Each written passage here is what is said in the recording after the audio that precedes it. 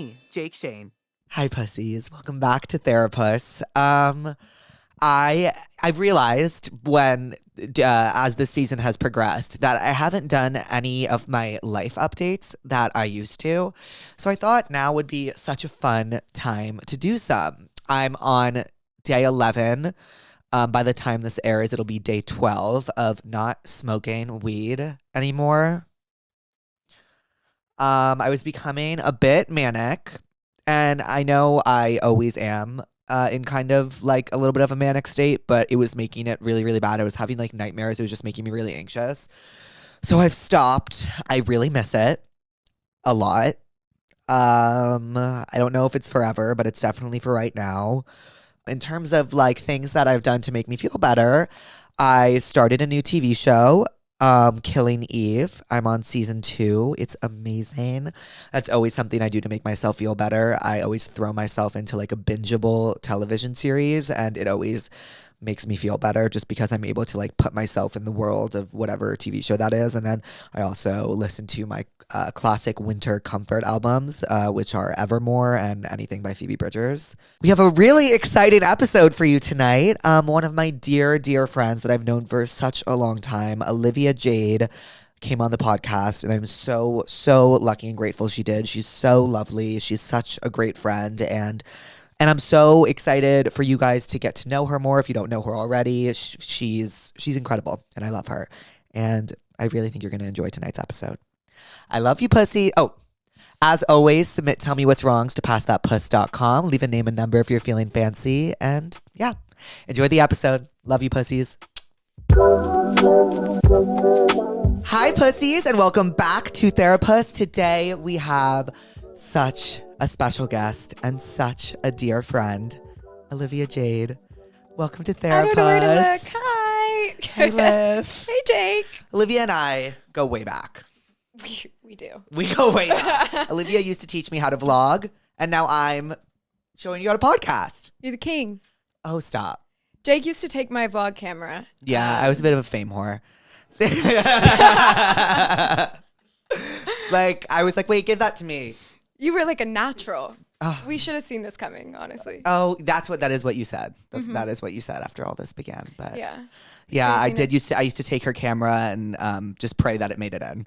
And it did. And it did every single time. And it did. And then I would play it really chill every time it made it in. I don't even think you'd even say anything. Yeah, I wouldn't. It was just. But like I would say things like everyone else would be like, "Oh, I saw you in the vlog." I'd be like, "Oh, like why are you weird? Like why are you talking to me about that?" Like, yeah, but it was yeah. That was an era. It was an era. How are you doing today? I'm good. This is my first ever podcast. I was just telling Jake. There's so many cameras in here that you probably can't see. I don't know where I'm supposed to look. You're looking at me. The best view. You know, you're the first well, I guess I'll save that question for later. What brings you in today? Because you're the first person to get that question. Yeah, because this was like our new thing for season 2. It's like we're gonna start asking people what brings you in today. Okay, well, you brought me in firstly. I knew you were gonna say that. I knew you were gonna say that. No, but I do have a really weird phobia. What? It's kind of strange, but whispering. So you have misophonia? Is that a real thing? Yes, it is. Do you like? It's like Yes, like you know, like when someone's like eating, and you're like, oh, like stop chewing in my ear. Yeah, That's misophonia. I mean, that's not great either. But like actually whispering, people like talking in a low voice. It freaks you out. Oh, I just like nails on a chalkboard. It's the worst thing I think ever. Has it like flared up recently? No, it's been a thing since I'm a kid. I just really don't like when people whisper. It's so strange. Like, do you remember the first time someone whispered and you hated it? Because you know how like my thing is heat? I remember the first time I was really hot. Which was? I was in my TV room and I was watching TV and I was trying to go to bed in there. And my dad said, "Aren't you really hot?" And I said, "No." And I was hot. You were hot after said that. It's like once you notice it, you're like, what? Right. I remember my mom would whisper at me when I was little. Well, not little. That sounds torturous. Hold on. Let me rephrase that.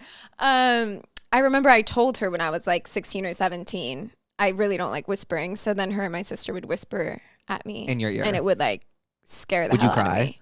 No, I wouldn't cry, but I would just run out of the room. Like, this is the worst thing you could do to me. So that's a weird phobia. Another thing I noticed this morning as I was getting ready, when I stand up, I have to show you. Okay. If I position myself like this, I mean, you can tell me, why does it look like I have like a tumor growing off my knee? Where? Wait, maybe it's this leg? No, you just have a kneecap. That's a kneecap. It's really intense. Go the other way. I see. Yeah. I see. So I see what you mean. yeah. But like, it's just, you're just petite. No, I don't know what's up with that. I think it's not normal. No, it's normal. You're just petite. Petite. You're a petite girl. Oh, thanks. Well, what are you therapist about today? Therapist? Like, what are you angry about? I'll tell you what I'm angry about first. If Okay. that. I don't know if I'm angry yet. It's early. Okay. You don't get angry easy. Mm-mm. But when you do get angry, it's not fun. Mm-mm. Not But I don't know have I really ever been that angry where you were like... not at me. Mm. But I've seen you angry at others, and I was like, not me. Not me. Because you're a really, really sweet girl. I feel like I don't get angry that And then often. you excuse a lot of bad behavior from others around you all the time. Do you know what I mean? I'm really good at that. Yeah, and then like when you get pissed, like you snap. Yeah. But not like snap, you're just like, you know. You know what I think? I go like inward. Like I probably won't actually snap outwardly You don't. like at somebody, You but I'll don't. definitely just get like really quiet and then You just do get kinda, like, you get quiet and I can see make it. a note. Yeah, you note. I note. I don't note. I realized that my bark is a lot bigger than my bite. Your bark is Like woof. Yeah. Like last night I was complaining about someone, and I was just like, What happened? someone just really pissed me off. Like they did one thing that I just found to be, okay, I'm going to tell you and I'm going to cut this out. Do you watch Housewives? I really don't. I've seen episodes because Andrew's obsessed, so I watch with Andrew sometimes. But yeah, not really. Ever? You would love it. I know. I love shitty reality TV. What have you, yeah, you watch a lot of TV. I like TV. I just watched, I mean, it's so bad, it's good. Actually, is that rude to say? No, that's okay. Is it? Yes, Olivia, like, you're fine. Emily in Paris. Love. Great. It's not reality. I can't get into it. It's fabulous. Everyone loves it. Are the clothes good? I don't know about But that. isn't it Emily in Rome this season? Like, I can't get into it. Yeah, so I think she is taking Rome next season. Oh, it's next? It's not over? I thought this was the last season. Oh, I hope not, because they left us on a cliffhanger. Where... Oh, I don't- sorry, spoiler. Yeah, like, it's fine. Like, what is love the that. appeal of this show? Everybody watches it. It's just good. It's just like shitty and good, and there's sex and romance, and it's But cute. is it like such PG sex? Like, like, I want the yeah, down no, and no, dirty. it's not. Like, I don't even know why I said that. There's like no sex in it. You have a really wide palette when it comes to it. Like, you will, like, if I'm like watching something, I'm like, you've probably seen this. I have recently gotten into some. Okay, so there's like obviously so many movies out there, but then I feel like there's a certain realm of movies that are just like really intense, crazy directors and my sister's boyfriend, Right. a lot of people in my life are very obsessed with movies. So they've all turned me on to this category of movies that's like, I probably would never used to find it interesting, and now I'm hooked. Like I just watched, have you seen Boogie Night? No, like, see, I can't sit through something you like. would love like, that. when was it filmed? 1960? I Like, you know, I can't. No. Like, I can't. Like, No, it's young Mark Wahlberg. Oh. So what And year? his dick's out. Oh, watch it. That's how she gets me. That's how she gets me. You always tell me, I'm like, well, is there like a sex scene? Like, No, it's the whole thing is basically about like porn. It's oh wait, what? so good. Is he a prostitute? Sort of. I honestly, when I first started watching it, I went into it blind, so I thought it was going to be like some dance movie, I thought it was and like you Saturday could Night see my surprise when it didn't It's go not that way. No, but it was not. his dick is out, and that was like before prosthetics. So like, I'm down. Well, this was a prosthetic because the whole thing is like he's got this massive, Schlong. like that's the whole point. It's really good. You should watch it. I think I'm gonna watch it. Yeah, so I started really liking Paul Thomas Anderson movies, who directed that one as well. What else has he done? Let's see. What else have I watched recently? I love The Bachelor. Okay, so you would like Housewives if you like The Bachelor. I know, I would. Housewives is so much more real than The Bachelor. Well, which one do you watch? Beverly Hills? Okay, so you wouldn't be able to watch Beverly Hills because you'd be like, I know this too well. Right. You need to watch New York. There's a New York? Yes.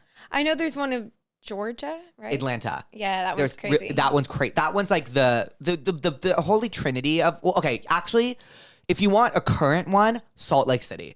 Okay, wait, that's the one I've heard about. And what's the one with all the oh no, you know what I'm thinking of? Vanderpump Rules. Oh, see, yes. they're all so like intertwined. Vanderpump comes from Beverly Hills. Vanderpump is good. Okay. Housewives is great. Oh. No, Vanderpump is great. Vanderpump is great when it can be. Housewives is just like an examination of like female psyche. Like, it's incredible. Okay. Like, I oftentimes like the older I get, the more I feel like it isn't scripted. Because like they would react in way, and I understand that there's situations where they're like, bring this up, but the situations at play are real. Yeah, I think though the problem with most reality TV these days is that I feel like it all is starting to get very scripted. It is. Because then these people get kind of famous and then they're like, wait, I don't really want to share my life, so let's just make stuff up. Oh, I'm so happy you said that. Yes, because the reason Housewives is so good is because everybody in the show, and Louise, tell me if I'm wrong, is out to get one another. So they will pull something from someone else's life and like come in like Bethany Frankel just made a TikTok where she was talking about like how someone would come in with like a smoking gun. Like if Jill is on New York, heard something about Bethany. Bethany's a housewife? Yes. Jill would bring it onto the show. Like the other housewives bring stuff about each other onto the show without consulting each other. Oh, so they're like all No, they're messy. dirty. They get dirty. For example, in Real Housewives of Beverly Hills, what was her name? Was it Taylor Russell? It was Camille Grammer. Camille Grammer brought something. No, it was Taylor. Taylor's husband name was Russell. Camille Grammer brought, like, they were in an abusive relationship, Taylor and her former husband. And that was not talked about at the show at all. Like, no one brought it up. And Camille sat down at the dinner table in front of the cameras and brought it up. They're messy. They're like messy. High school girls that they never are left high school girls. They're high school girls. It's fun to watch. It's seriously like when I'm like kids. Yeah, and all the kids love it. They do. Yeah, the kid, like you can tell. Like there's housewife kids, and like they all eat it up. Like they're all like part of the show. They're like, and then like when the housewife kid like really pops off, like they'll like include their life in the show. Like in New Jersey, Teresa's kids like fight with the cast members. Oh, so they're like about it. Yeah, they're about it. Interesting. Because they're like, I'll give it a go. Yeah, no. You've sold me. The best thing, and then there's okay, I don't want to spoil it, but in season 4, it is the best finale of any reality show I've ever seen in my entire life. There is a betrayal of such epic proportions. Have you seen the TikTok sound that's like receipts, proof? Yeah. That's from Salt Lake. Oh. And it's very real. In the moment, like you're like, Okay. I'm gonna watch it. You know what it reminds me of? That thing. We don't have to include this in. Do you remember the prank you pulled on me? We can include this. You don't care? No, this is this funny. Prank. But I didn't. Can I preface? I didn't have the mind span with energy to pull this prank. These were our friends. You guys, this prank was satanic. I can't believe this exists. Like, I feel like you should like put the video up. You mean the screenshots? Yeah, of you, like. Of the photoshopped. Okay. Have I ever told you this? Yeah. I have. It haunts me to this day. I don't even think I knew this was going on. You didn't. You were so out of it. You didn't know. I felt so bad for you, but it was so fun. It brought you joy. It did. It brought you joy. My face at that time. I woke up to just another day. I woke up parading around. Like, I think at this time, by the way, like I thought I was like all that in a bag of chips. So like I'm like I'm getting these texts, and there was someone leaking shit about you to the press at the time, where you were living, where you were, like, and we were like, who the fuck did that? And it was somebody that was like clearly in my life because it was accurate. It was accurate information. And it was very strange. It was. I think I know who it was. We both think we know who it was. But It wasn't me. And obviously, and I wake up to these texts, snake emojis. What? The fuck are you sending me snake emojis for? Like, what are you talking about? I'm like ignoring them. Then I get a text that's like, Jake, it's okay. What's okay? What are you talking about? Our dear friend Cammie decided that she would Photoshop an article on, was it People Magazine? It was something like that. Yeah. It was People Magazine. Jake, Shane, Olivia, Jade, BFF, spills all. I was like, wait, I didn't do this. And like, it was like, it was the craziest. Oh my God. It was insane. It was insane. And Olivia, like, at some point got involved and she was like, it's okay. And I was like, no, I didn't do it. You know, there is a video of me. There's a video of me. What I was saying. There's a video of me in the library. I didn't do this. I'm Googling the reporter's name. Like, our friend Cammie is really, really, really, really good at Photoshop. Like, amazing. And she also is like a queen prankster. Like, she loves to prank people. Like, remember what she did with the dead pig? Yes. Who did she give that to? She put it in her closet. Pig. And no, she constantly gave a dead pig. She did not kill a pig, by the way. Yeah, it was like for a science experiment. Yeah, she studied biology or something. I think she had to study a pig in class, and she brought it home and gave it to her sister for Christmas. Yeah. And then also, you must remember this. I started getting calls all of a sudden, and it was voicemails screaming into my phone. Do you not remember this? From who? Screaming like for a week straight. And I thought I was getting human trafficked. Like I thought like something was bad was happening. Turns out there was posters at where we lived at the time, posted everywhere around us. Chewbacca roar contest. Please call this number. And it was you don't remember this? And it was my fucking number. And it was people calling, screaming into the phone. Who did that, Julia? Cammie! Oh. Cammie! And I was like, who the fuck did this? Like, I know it was one of you. And at the time, we didn't know Cammie was such a prankster. After the People Magazine prank. Funny. You guys, like, No, that was like when I knew you had really bad anxiety. Yeah, like, I was like, somebody has to call this prank off. No, now. like, I was shaken. I was like, it doesn't matter. It doesn't matter what the truth is. Like, this is online. Yeah. This is online. Someone bamboozled me. Someone impersonated me. Like, who the fuck is this? Who did this? We now know who it was. Period. We do. Yeah, so unfortunate. That was unfortunate. A prank for the ages. I think that was probably like the most anxious I've ever seen you. And I could feel it through a video. I wasn't even there. I just was getting sent videos from Cammie, and I was like, I really think you have to tell him this is not real. Like, it was just like it was such a point of conversation. We were like, who is leaking this? Like, obviously it's none of us. Like, you know what I mean? Like, talking to the press in that way takes so much time and energy, and you have to like meet up with, and like, you know what I mean? It's like, who's actually doing this? And obviously everyone thought it was me.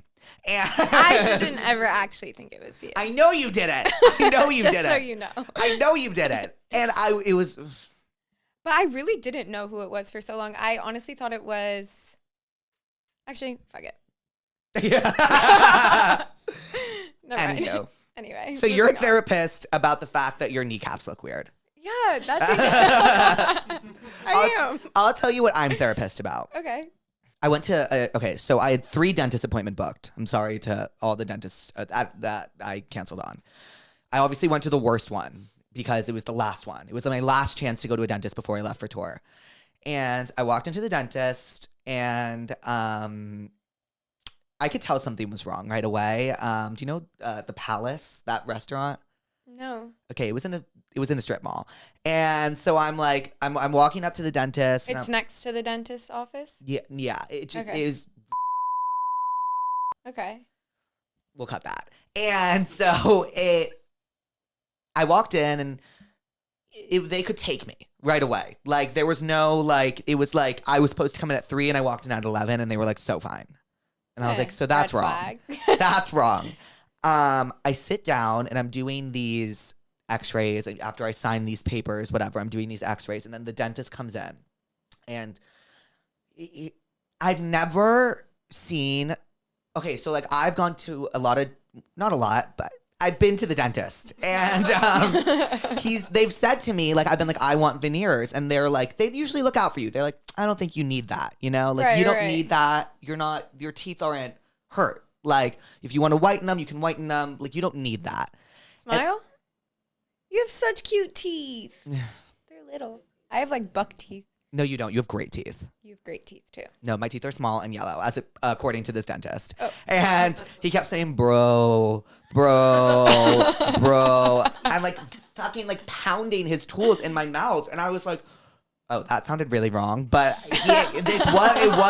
it was what was happening. And he was like pounding them. And he was like, bro, like, this doesn't upset you. Like, you don't want to bleach your teeth. This doesn't upset you. Now it does. And then I have an indent on one of my teeth. Like, I've just had it since I was a kid. And he was like asking me if he wants to fill it right on the spot, which was so sketchy. It's like going to a psychiatrist and having them be like, prescribed. I'm shocked you said no. Really? Yeah. Because I feel like... Why is that? Because I feel like we're really similar in the way that, like, if somebody in the moment is telling us, like, this is really good for you, you should do this, like, because you don't want to upset that person, you're just like, okay. Yeah, yes. But I hated him. Okay. And my number one pet peeve was like my mouth was, he kept saying, open your mouth, bro, open your mouth. And then why does he talk like that? I don't know. And then That's he kept so going bad. into my mouth and talking to me and asking me questions like while my mouth was open, which is like my number one pet peeve. Like, why are you asking me questions right now? I'm like mumbling answers. He's like, so like, what do you do? Hug her? Like, that's what I said. I was like, what? And then, oh my God. And then what else did he do? It hurt. And then like, I kept like kicking my feet, like, ow. Because he was like, oh, your nerves are exposed. Like, did you break your nose as a child? I was like, what? How does that have anything to do with my teeth? It was a really, really bad experience. I got home and was like, dentist can kick rocks. Like, it was the worst dental experience I've ever had in my life. How did you find him? Like, dentist near me? Yeah. Yes. Yeah. That'll do it. Dentist I near have me. a really great dentist if you need Who? in the future. He's in the Valley. He's really good. Ooh. Yeah. Okay, really? Yeah, okay, he's great. I'm interested. Okay, I'm he's interested. lovely. Except my wisdom tooth recovery was like the worst thing in my whole life, but. Should we talk about it? Yeah. We should. You were like, I can't work out this week. I'm having a really bad reaction to my wisdom teeth. And I was like, you know what? She's probably being so dramatic. Like, as you can tell with the kneecap gate, like, I was like, she's probably being so dramatic. No. Like, she had a bad reaction. It was really bad, to guys. these wisdom teeth situations. This is what I look like. Look. Oh my God. Can you see? For like 2 weeks straight. And we kept saying, like, it'll go down. What happened? You got a dry socket. It was the worst experience of my whole entire life. I don't know what happened. Basically, anything that could have gone wrong. Went wrong. Like dry sockets. And everybody told me it's a walk in the park. I told so you easy. It was hell. Yeah. Yeah. But everybody else, so easy. Like, it was my best friend's birthday in New York that weekend. And I thought, perfect, I'll get the surgery on Tuesday and I'll be in New York partying on Saturday. No. Do people know how much of a good time you are? I don't know. I like weirdly think I share so much of my life, but at the same time, nobody knows anything about me. Such a good description. I don't know She is why. the most fun time. Thanks, Jade. Of any, like, my favorite nights have been with you. Same. Like, speaking of songs, not that we were talking about songs, but for those, because I just cut out the story that I just told. But it led us to talk about music. What are you listening to right now, Liv? I really, I'm addicted to Post Malone's album. It's sick. Mm-hmm. I think I've listened to it on I need to see him. I need to see him live. Was he at Stagecoach last year? He was. And I did see him live then, and I really liked Post Malone, but I don't think I was as hooked as I am in this current moment. Yeah, you put me onto a lot of music. I love Post Malone. You have a pretty... But I like old music. Yeah, I was about to say, girl. You know that's all I do. You listen to a lot of oldies. A lot of oldies. I like old music. Like, whenever we're in the car, like, it's always... 70s. 70s. I know. 70s. Or Taylor Swift if you're in my car. Yeah, if I'm That's because I'm doing it for you. Yeah, putting Although on. I do like Taylor Swift. Sometimes I'll walk in and I'll look at her and be like, thank Please. you. I got a new car. Shut up. It's outside. Wait, what kind? It's a Defender. Let's fucking go. It's really cool. I told can't wait her, for you you got to get the Defender. It will look so good with you. I'm so excited for you to see it. I'm I'll excited. pick you up for a workout. Uh-huh. Oh, I'm so excited. It's really cute. Oh. Anyway, what were we talking about before? Wisdom teeth? Wisdom teeth and how your experience was just god awful. Oh, yeah. So I thought I would be in New York partying on Saturday. Right. That's where we left off because I was, yes. And I wasn't. It was the worst experience of my whole life. Basically, the dentist said that if, like, he had seen this once in his, like, 30 years of doing this. And I was like, oh, perfect. So let's say it's a Tuesday. I have my surgery. I'm like, I think I know what happened, actually. I remember my mom was watching me and she gave me yogurt. And I think it was the yogurt with the little strawberry parts Yes, it was. in it. It was. And I swallowed it. And I remember feeling like the strawberry went on my back left tooth.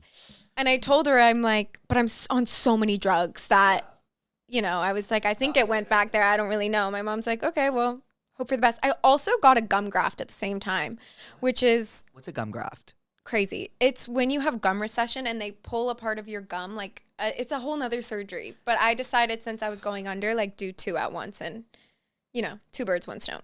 And it was not so stupid. So stupid. Does it still hurt?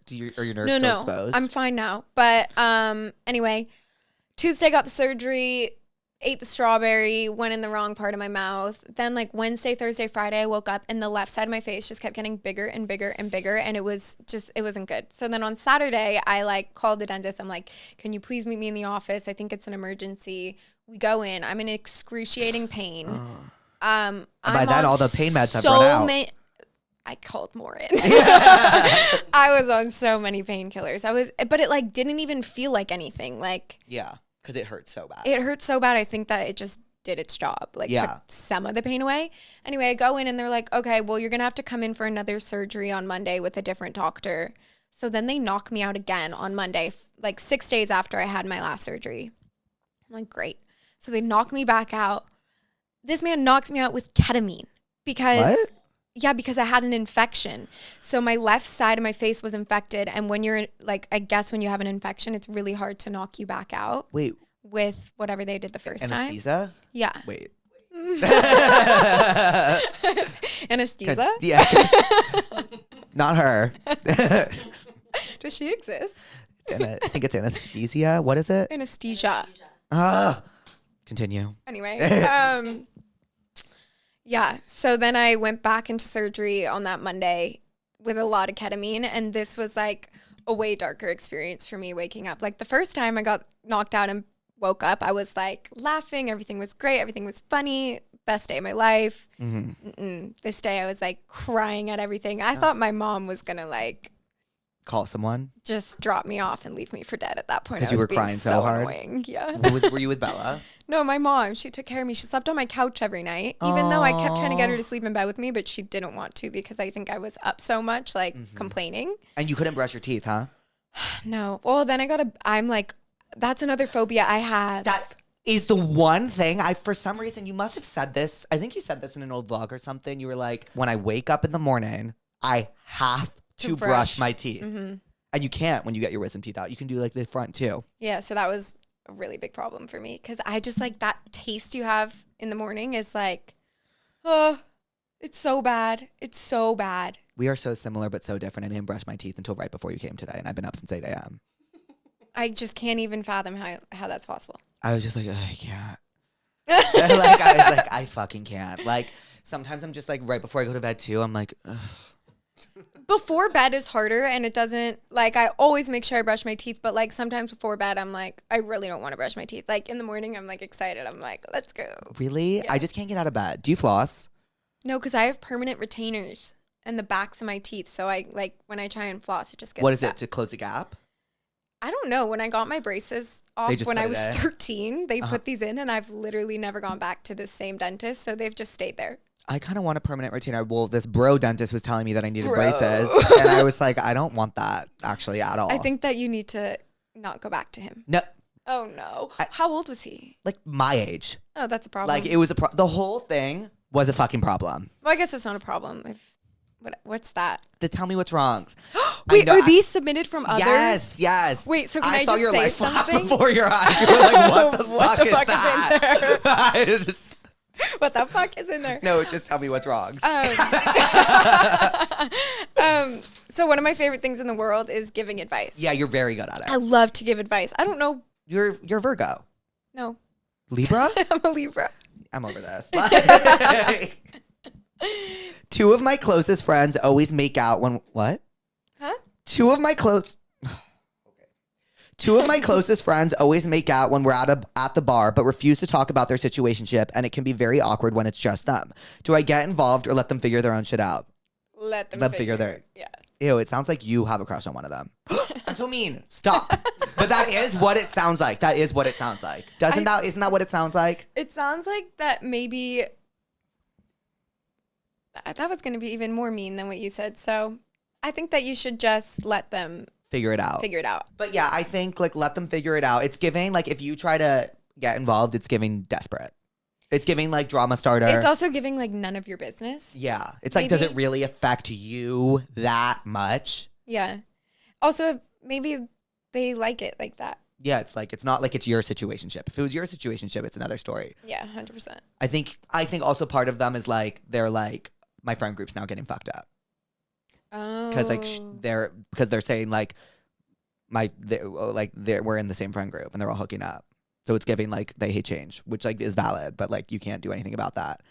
Because when something's changing and you're like going out of your way to like try to stop it, it's just giving desperate and like you can't stop change. No, it's inevitable. It's inevitable. My grandma used to always tell me the one thing we can count on is change. That makes me sick. Really wise. That makes me sick. I know. I hate change. Me too. And it happened to me the other day and it made me sick.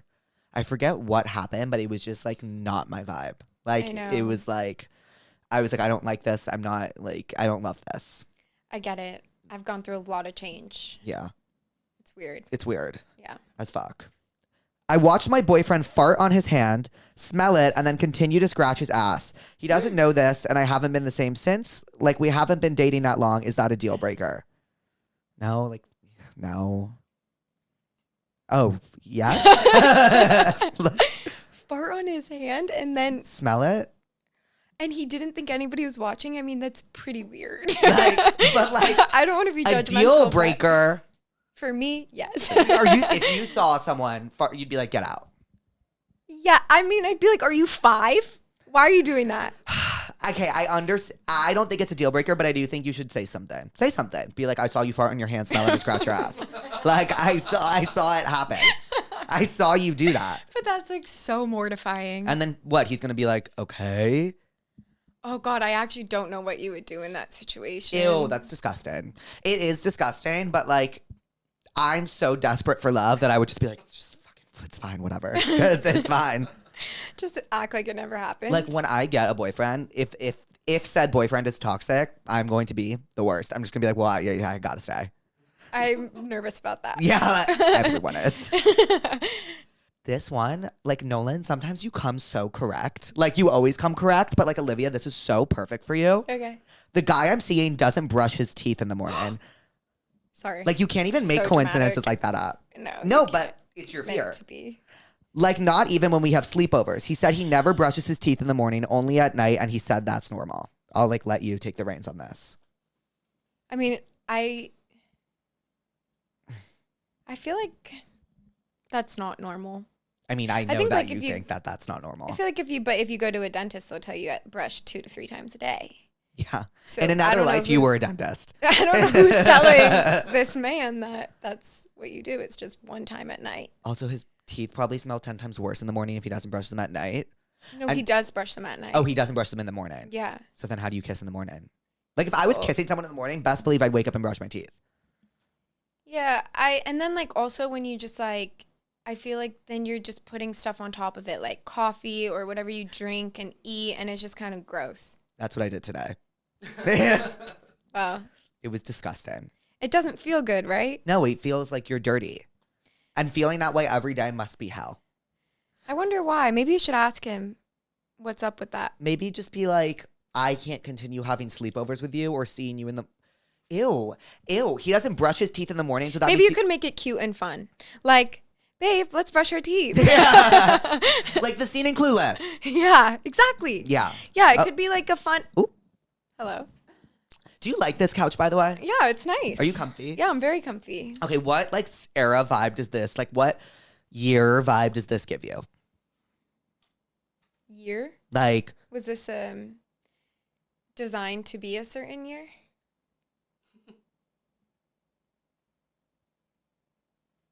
I think it's kind of 70s. yes, that's what it is. And I didn't tell her before. It is 70s, and last season was 60s. Yeah, it is. I really like it. I grew up in a super strict household, but just moved to New York by myself. I'm like so ready to not abide by those stupid rules anymore, but it's also so hard to stop doing the things that I've been doing my whole life. How do I balance a New York moment while staying true to myself? Oh, that's a good question. You're kind of finding yourself, which is scary. Like you don't know what staying true to yourself means because you don't even know yourself yet. But then I think you hit this point where, well, first of all, I would say like getting into a routine is a really good. Right. I'm so boring, but that is kind of true. Like it sounds boring, but it's nice to have a routine. It I feel is. like that brings in stability, especially when you're alone. I know that can be kind of scary. I hate being alone. I know, I do too. And then I hit a point where I was like, wait, I think I love this. Yeah, you like are good at being alone. I really like it now. Yeah. I know, and people always comment on my YouTube videos like, do you like being alone that much? I'm like, I'm like, oh, I choose to be alone. You do choose to be alone. I know. Olivia's like a grandma. Like I ran into her at the farmer's market the other day, and she had like a fucking roller wrap. Like what was it? What did you have? Like a wagon wheel? Like something. I was like, what is that? She's like, it's my farmer's market bag. I'm so pumped about it. I was like, oh okay. That's so embarrassing. And I was like hungover, like barely seeing the light. Yeah. What were we even talking about before that? Finding yourself. Oh. Because she grew up in a strict household. But I was about to say, like, I remember, like, my first night of college, like, I went to go do something. I went to go to bed because I was so used to going to bed at, like, 1 a.m. because my mom wanted me home at 1 a.m. And then my friend was like, do you want to come and do face masks in my room? And I was like, what?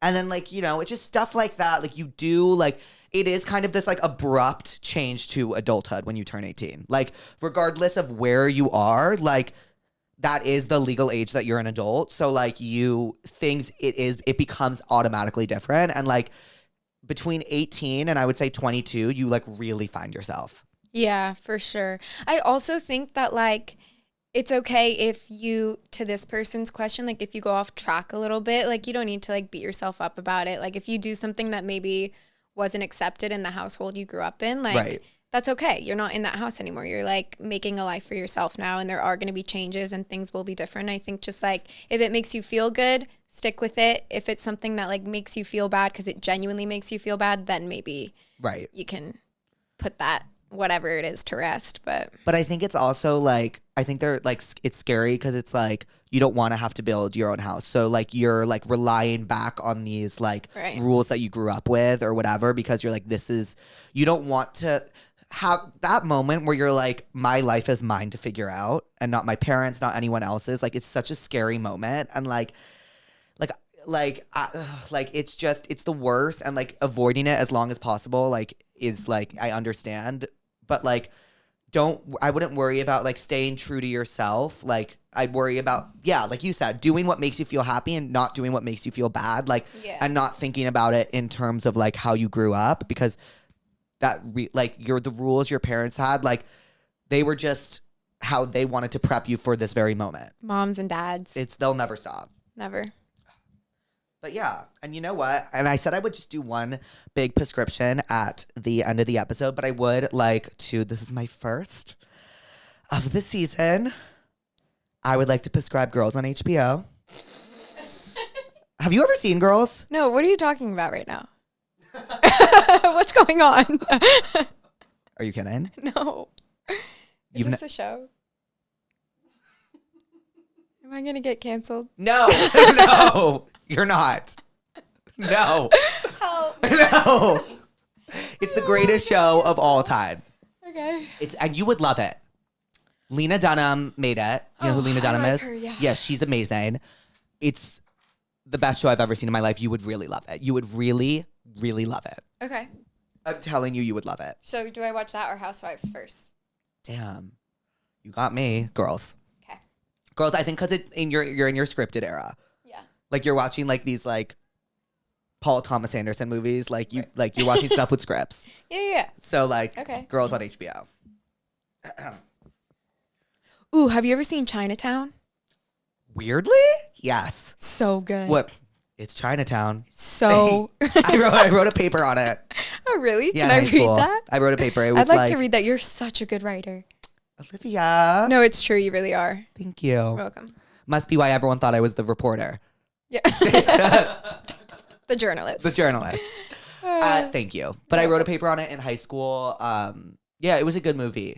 Those types of movies, like when you learn about them, you're just like, ugh, like I can't, like what, like all the deeper meanings. Like this is my problem with movies: is I want to love old movies so badly. My ADHD because of TikTok is so. Yeah. I need to watch something that I can simultaneously be on my phone, and for me, that is Housewives. But I think that's so good that you know that, because then you can start. Maybe you don't want to, but I think that it's so important that like we exercise our brains. And by exercise, I literally mean watch a movie, which I guess is not really exercising your brain. But in our generation, I feel like because so many people are on their phone and watching this and doing that, like I think we're frying our brains. Do you take like a lot more time off your phone than you used to? Oh my gosh, I'm so conscious of it now. And not even like I'm great at it, because I think it's like actually coded to be really addictive. Yeah. So I think that like to say doesn't get me would be like a total lie. But I feel like I try and be more aware of it, because when I'm on it too much, I notice for myself personally, I just get like really low. Yeah. So I've had to like stop doing that, just because I'm like, why do I feel so low? And then once I delete the apps, then I'll take like a month or two off and just like re-download it if I have to do a sponsorship or something, or like if I want to film something. But I also think you've gotten so good about, and what I'm so proud of you about is like putting stuff out and then not reading and just putting it out and letting it live. Yeah. And just being like, this is like, for those who want to see it, see it. Meanwhile, Jake's at Coachella partying his ass off like, I'm trending on Twitter. What's going on? Yeah, no, do you remember Jake, that? Get and I off your phone. And I was like, I'm scared. And you were like, You're at Coachella. You were like, girl. Come on.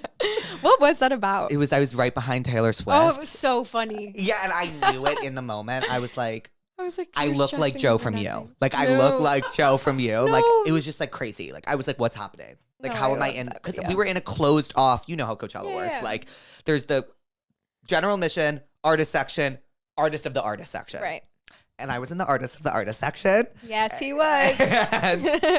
and it was something else. It was something else. But you were scared about that. On Twitter. I remember. I texted you about that? I was there. Oh my God, you were there! I was at your face, like, put your phone away. Yeah, you were. You were like, put it away. Yeah. And I remember being like, no, but it's, and you were like, it's what? You were like, I'm like, just enjoy the night. It's okay. And then we had a great dinner the next day. Oh, the best dinner ever. That was we had, you know, when you have like a historic dinner. That was a historic dinner. We were ordering. For the books. And then I said, okay, we got to get up. Do you care if I say this? Went outside. I was like, let's hit the weed pen. We hit the weed pen to prepare for the next course.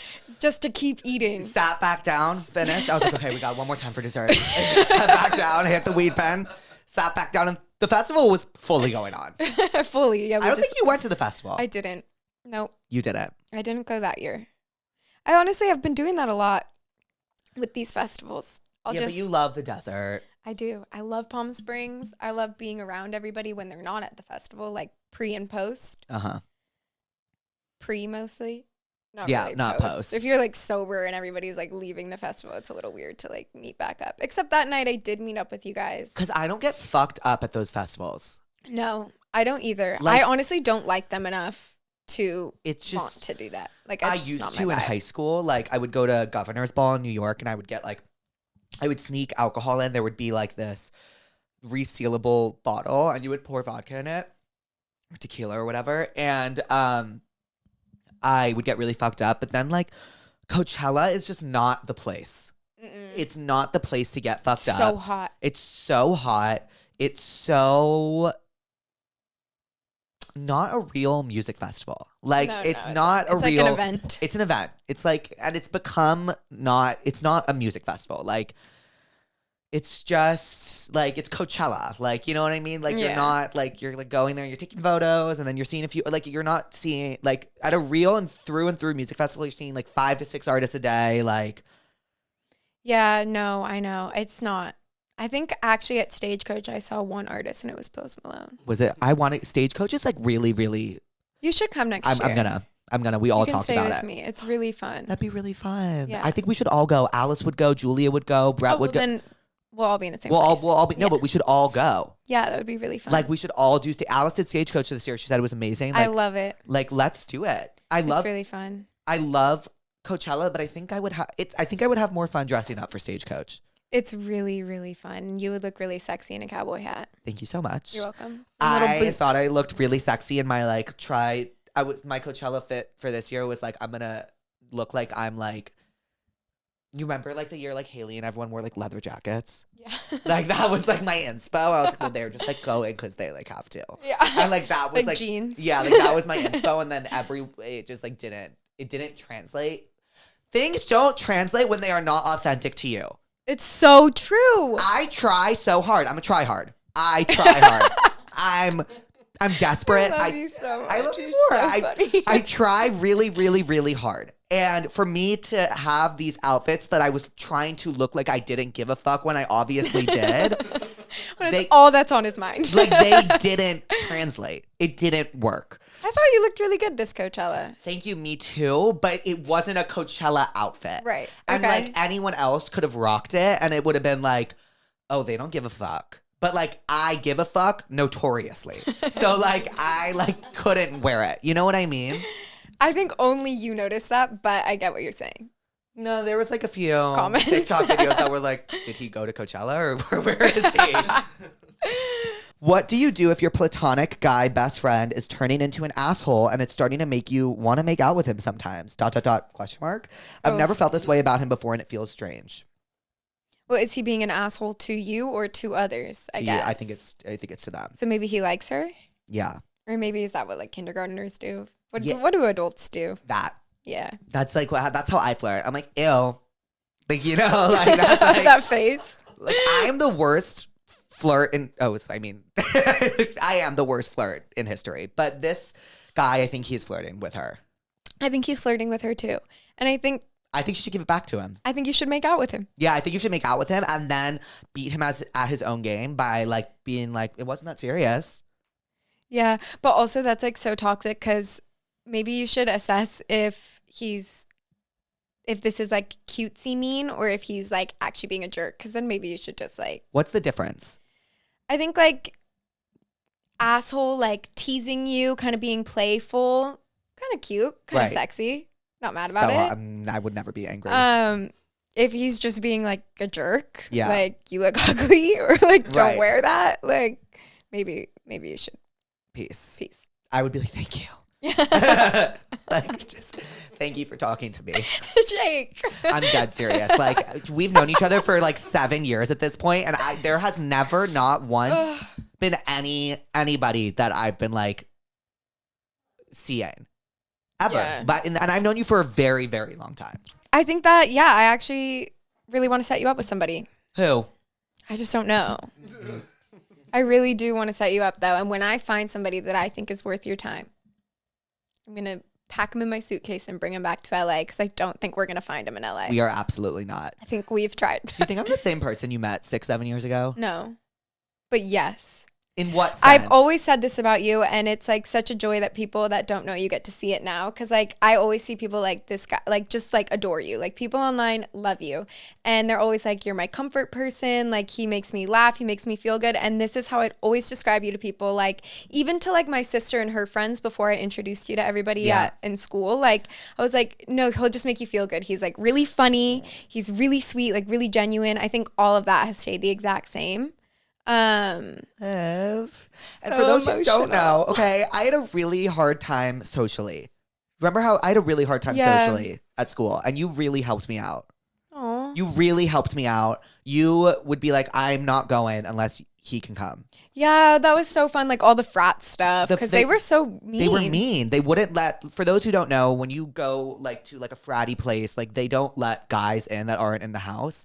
And obviously, like, Olivia's a gorgeous girl. Like, she was strutting her way in, and she would be like, I'm not going if Jake can't come. And guess what? And they let me in right Jake away. came. They let me in right away. And I will never forget that. Yeah, we had so much fun, though. We had. A time. But I think you're different, too. Like, I think that you've, like, grown into yourself a lot more. I feel like you're much more sure of who you are. Like, if somebody, I feel like, mistreats you or something, you're probably not going to, like, keep them around now. I mean, like, you have remember, so many great people around you. Right. And I feel like you're so much more comfortable in, like, who you are that you're not really going to take as much shit as you probably would have 7 years ago. Do you remember how much shit I used to take? So much shit. People were so mean. Yeah, they were mean. People weren't the nicest, but I took it. Which I get, because I feel like when you're young and also you moved across the country to a place where, like, you didn't really know that many people. So You were the first person I met. you in the stairwell, right? No. No, in Bed Bath & Beyond. Bed Bath & Beyond. I was with Alice. You were with Bella. Yeah. And I was so starstruck, you guys. I was so... And I was like, is this what USC is going to be like? It was. And I was like... and you were so nice. And then who knew? Yeah, because I knew the person Jake was with. Alice. I'm sure everybody knows Alice. Yes, Therapuss. everyone loves and knows. She's the best. But yeah, the rest is history. But I feel like you're very similar to how you were. Yeah, I would say I'm just as transparent. And I feel like your actual, like, heart and, like, the qualities, like, those haven't changed. Like, you're still, like, very, very sweet and, like, sensitive but anxious as fuck. Yeah, anxious as fuck. And that has never changed. It will never, ever change. Oh, that was really nice, Olivia. I mean it. I mean, seeing you grow, too, has been beautiful. Am I very different? I feel like I'm so different. You're different, but you're the same. You're really? Like, you are more, like, you're more reserved. Like, you protect your peace a little more, way more. Like, you're very careful about who is around you. Yeah. Whereas, like, you used to be surrounded by, like, 1,000,001 people. And, like, yeah. we used, like, you know what I mean? Like, we used to have to be like, they're not being the best. Yeah. And you would be like, oh. But, like, now, like, you're, like, you protect your peace. You have a small circle. Like, you protect your peace. You do. Peace protector. Protector. I'm currently talking to a guy that I've dated before, and the first time we dated, we ended because it felt like a friendship. We started again, and I still feel the same. What do I do? P.S. I like his best friend, and I think he might have a thing for me, too. Oh, no. First of all, I think if you tried it once and then tried it again and it's still not working, might just not be your person, and that's totally fine. But if you spend more time with this person, then you're kind of blocking off maybe opportunities for somebody that isn't a friend vibe for you. So you should definitely leave that situation, in my opinion. Well, if you're giving it a second chance and it's the same as the first time, it's probably not going to change. Bye. But it must be comfortable. And then in terms of the friend, I think that's messy. I think that situation is kind of messy. I would definitely give it time. Like, I would end it with this guy, maybe be single for a little, maybe go on some dates, meet some other people that aren't in the group. And if you keep leading back to this one friend, maybe with enough time, it won't be weird and everybody can be mature and it can work out. Right. But I wouldn't just, like, homie hop. Right. It's probably not the move. I would. But, like, I think Olivia is correct. And, like, also, like, sexual tension is seriously incredible. Like, I don't think there is a better feeling in the entire world than sexual tension. It's the best feeling in the entire world. It really, like, just, like, enjoy the sexual tension while you can. And then, like, the longer, like, that first kiss, like, oh my God. I can't. Oh my God. Like, it's just going to be amazing. This guy that I had a situationship with told me I was a bad kisser to almost the whole school and referred to me as a stone wall. What should I do? How can I clear the allegations? Be unbothered. I would say nothing. I would go about your pretty little life with your pretty little face and your cute little outfit and never turn back. I would not even give that person the time of day. What a dick. So if he is telling the whole school you're a bad kisser, you just stay silent. Eventually the narrative will shift to he's a fucking asshole. Yeah. You know what I mean? 100%. And he should have never said that. And I hope most people are already thinking of him as a fucking asshole. Yeah. And even if it sounds like you're in high school or college and, like, people fucking grow up.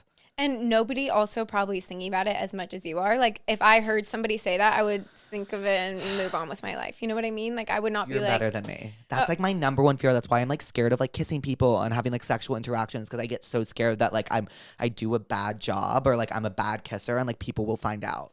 No, because I think also sometimes, like, if you feel like you're a bad kisser, like maybe it just wasn't the right, like maybe it was just a little awkward between both people, and then it's not really like somebody's fault, because I feel like when you have really good chemistry with somebody, like it's so hard to have a bad hookup then. You know what I mean? It's very true. It's like, I completely know what you mean, because it's like, it's just, you're both feeling it. Yeah, sexual you're tension. feeling it. Yes.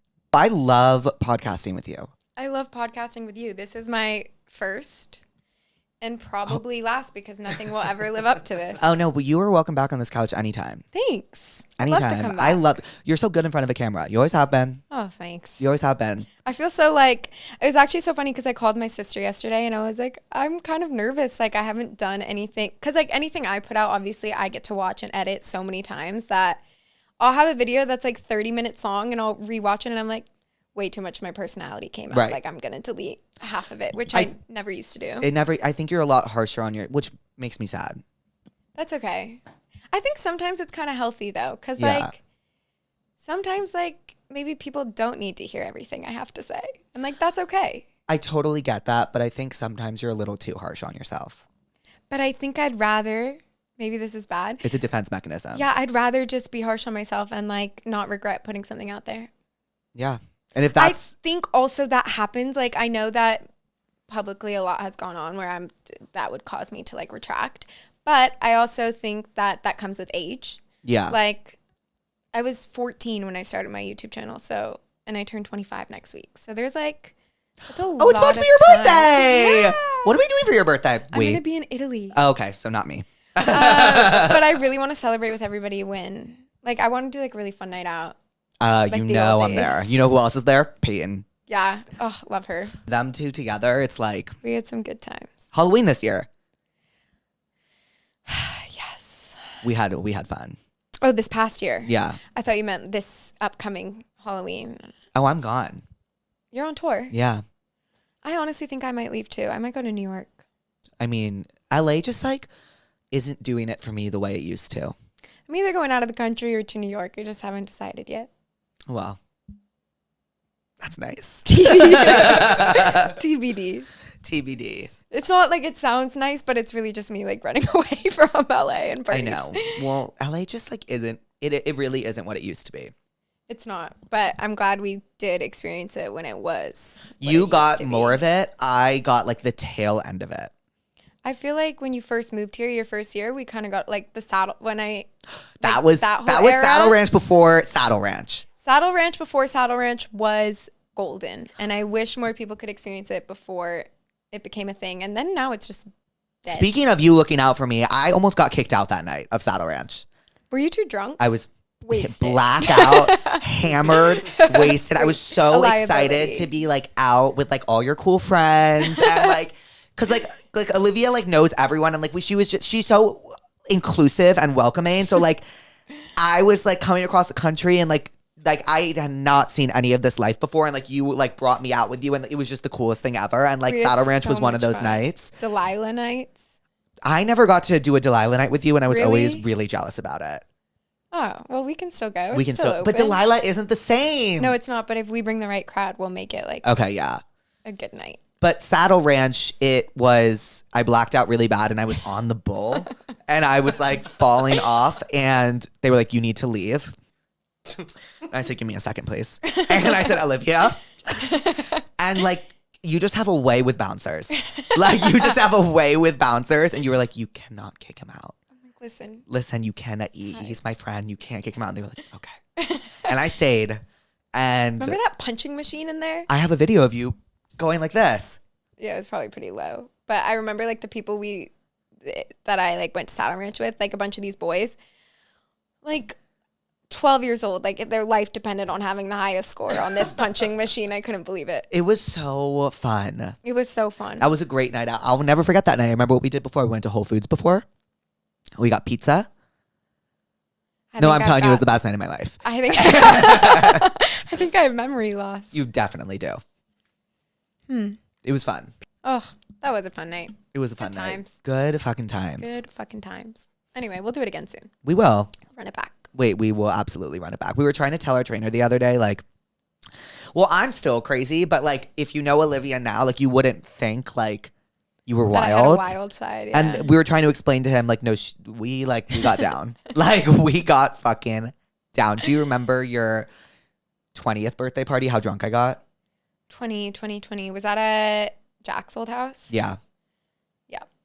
I woke up and didn't know what to do with myself. I woke up and ate so much food that day that, like, I remember I, like, put myself into, like, a worse hangover coma. And I have, like, such a good, like, clear memory of that. It was that Fred's pasta from Maro's. Which one? The vodka sauce one. Okay. But I got, like, a serving for, like, an order for myself and then who I was with. And then the person I was with didn't eat theirs, so I ate theirs too. And I remember just being like, this is the worst day of my life because I felt so ill. You, like, taught me how to have a good hangover. That's so weird that you say that because if I'm hungover, like, everybody clear the way. No, I know. Exit. I know, but you taught me how to have a good one. You were like, you can't do this. You can't do this. You can't. I didn't know anything coming to LA at 18. I probably just was like, we got to get good food. Yeah. I feel like I feel like that was a defining point in our friendship too, was like us ordering, because we couldn't really leave campus. Judy's. So we'd order Judy's Deli. And then I remember like when. And I was like, this exists. And you were like, it's amazing. And yeah. And then when I was no longer there, you were like, I'm still ordering. Yeah, and I would text you upset. You were like, okay, Jake, I don't. Okay, have fun. Yeah, you're like, I don't want to do this right now. Well, Liv, what did we learn today? That podcasts are kind of fun. That makes me so happy. I had a you really had fun? nice time. You yeah. had a nice time? I feel like I just like hanging out with you. So. Okay, well, yeah. This just felt like us hanging out with some cameras. Right. 3 of them. Yeah, and a big ass TV. And lighting. This thing lighting. is so fabulous. Oh, Patrick. I love Patrick. You love Where did you Patrick? get these? Joe Jonas gave that one to me. Oh. Something I never thought I would say 6 years ago. If you guys knew Jake 6 years ago, you would be mind fucked as to where he is now. Like, but like seriously. it's so expected and it's so perfect. But like he was just like, and I mean you still are, which is what I think makes you like so epic at this job, is like you were just such a fangirl at like anything. It could be something so small and like I would always. simple. I'm trying to think. There You was just always loved moments where I would be like, like everything. I was just like, yeah. So it's just hysterical, like Ed Sheeran on your couch. I know. What is going on. I love it. oh.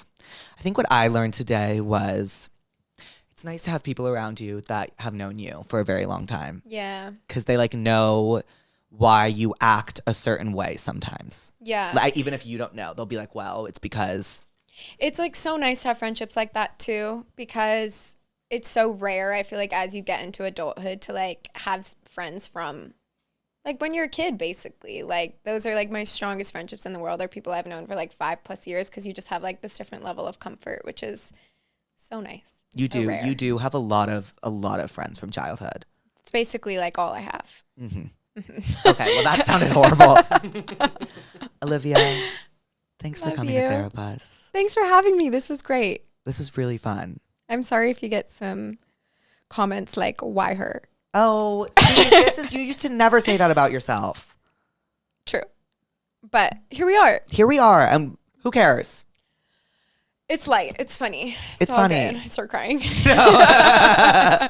No, it's all good. I'm just warning you if you do. Just You don't need to warn me. I love you. okay. I love you too. And I'm so happy you're here. Thanks. Love you. That was so sentimental. It wasn't It's- really meant to be that deep. I But- swear I'm okay. No, but, you know, Thanks. I love you. Love you more. Thanks for having me. This was great. Before we leave. Oh.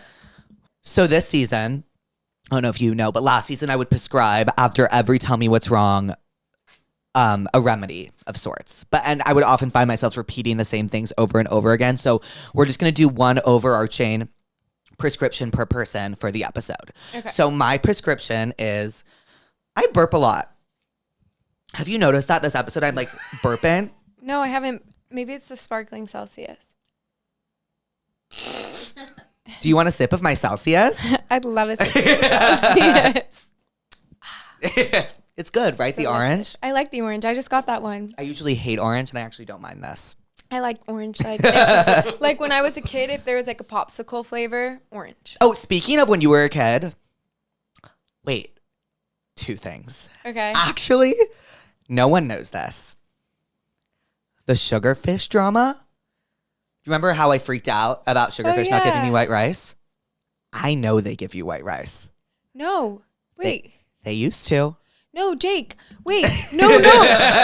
No, they haven't. And I will never forget this. I was like 17. It was before I started eating sushi. Okay, 17's a bit old. I was maybe like 15 or 16. Okay.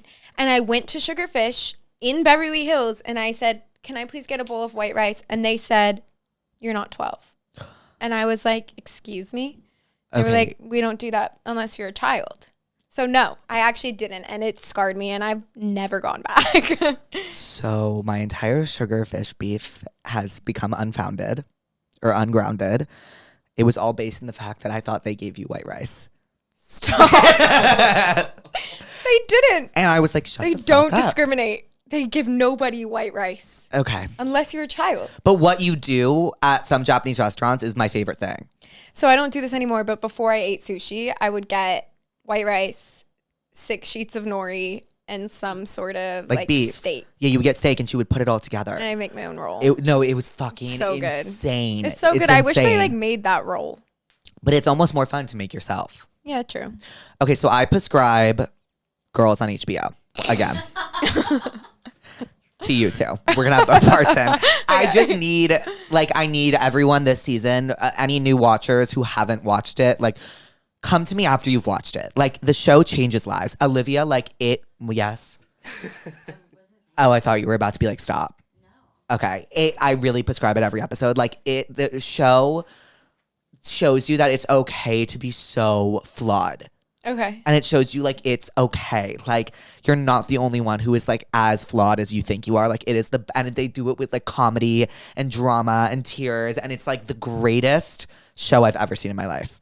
Okay. I prescribe everybody to get a dog. You know what? No, that's a great prescription. That changed your life. It's the best thing that's ever happened to me. I was thinking about this yesterday on my walk. I was walking my dogs and I was like, damn, this is just the best. I love these things so much. And then I was thinking about before I had them and I was like, yeah, life was cool.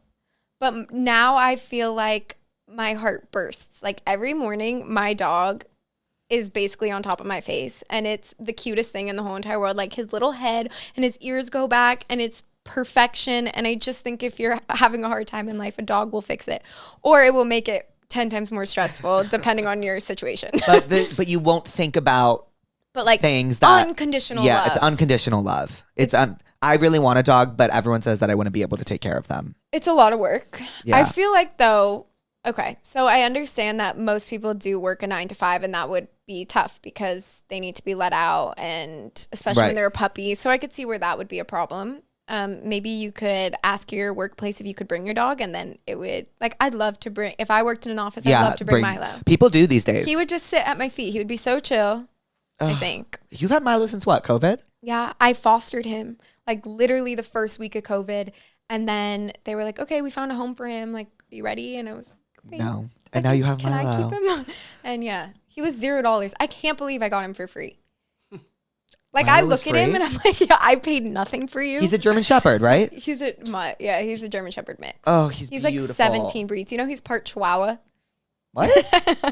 How is that? And Terrier. Okay, so what I don't understand about that is because how the fuck has a German Shepherd and a Chihuahua fucked? I don't know. And I don't know if that's actually how it works because there's 17 other breeds. So what if the Chihuahua fucked the Yorkie? And then Got it. Yeah, and then the Yorkie fucked the Yorkie. Right. They had something and then that was the Yorkie fucked the Beagle. And then the Beagle fucked the German Shepherd. Yeah, Got exactly. It. Well, on that note. Thanks for watching. Olivia, thanks for coming. Thanks for having me. You're welcome back anytime, whenever you want. Much. I love you. I love you. If you ever need a guest, I'll be here. Girl, don't test me. I love you. I love you. Wait, say bye to the pussies. Bye, pussies. Bye, pussies. He's got you on the hook. He's slaying and he's shook. It's Therapuss, Therapuss, Therapuss, Therapuss.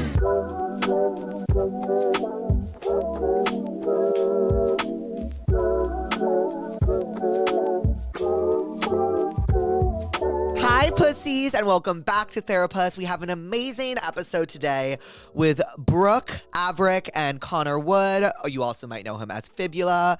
They have their podcast, Brooke and Connor Make a Podcast, and Brooke recently launched her new podcast, Obsessed, which you might have seen me on.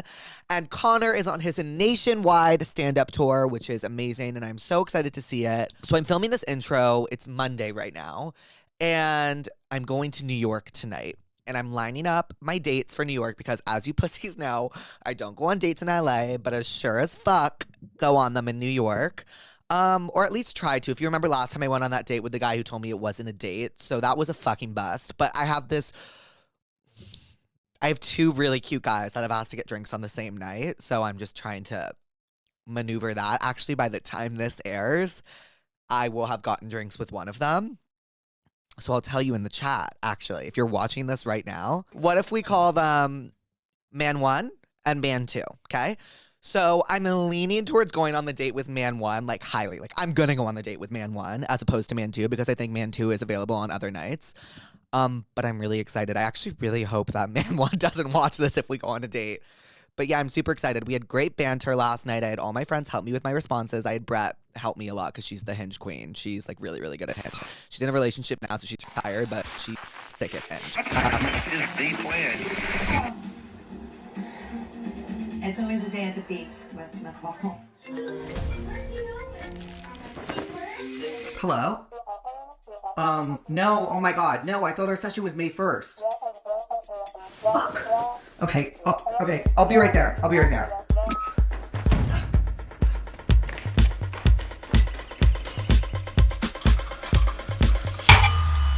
Okay, Irvine, tell me what's wrong.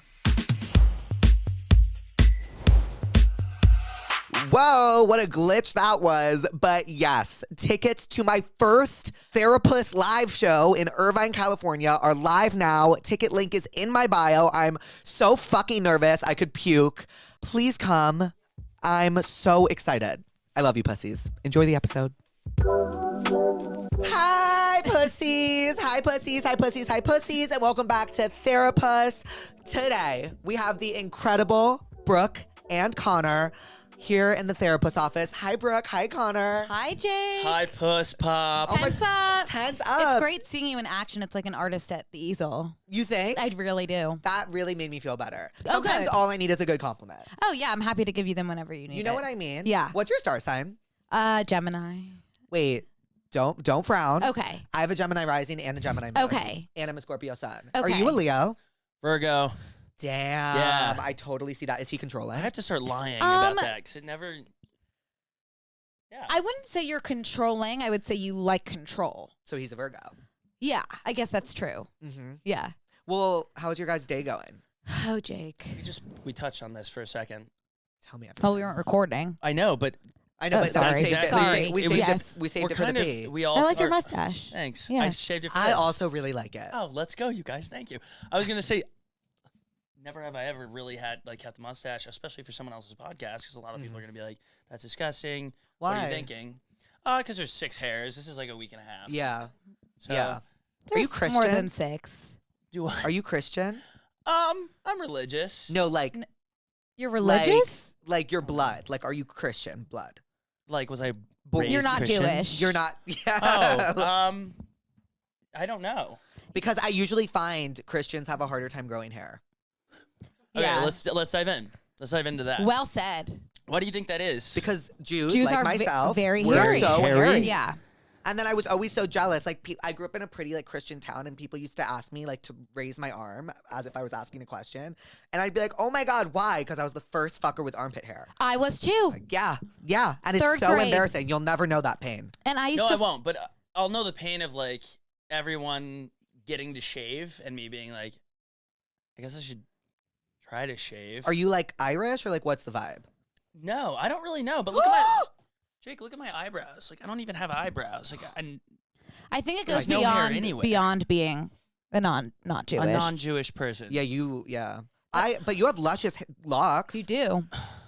Oh, thank you. Yeah, No, I had to think about that for a second. I was like, like do I? luscious locks. Like Thank your hair you. is a great asset.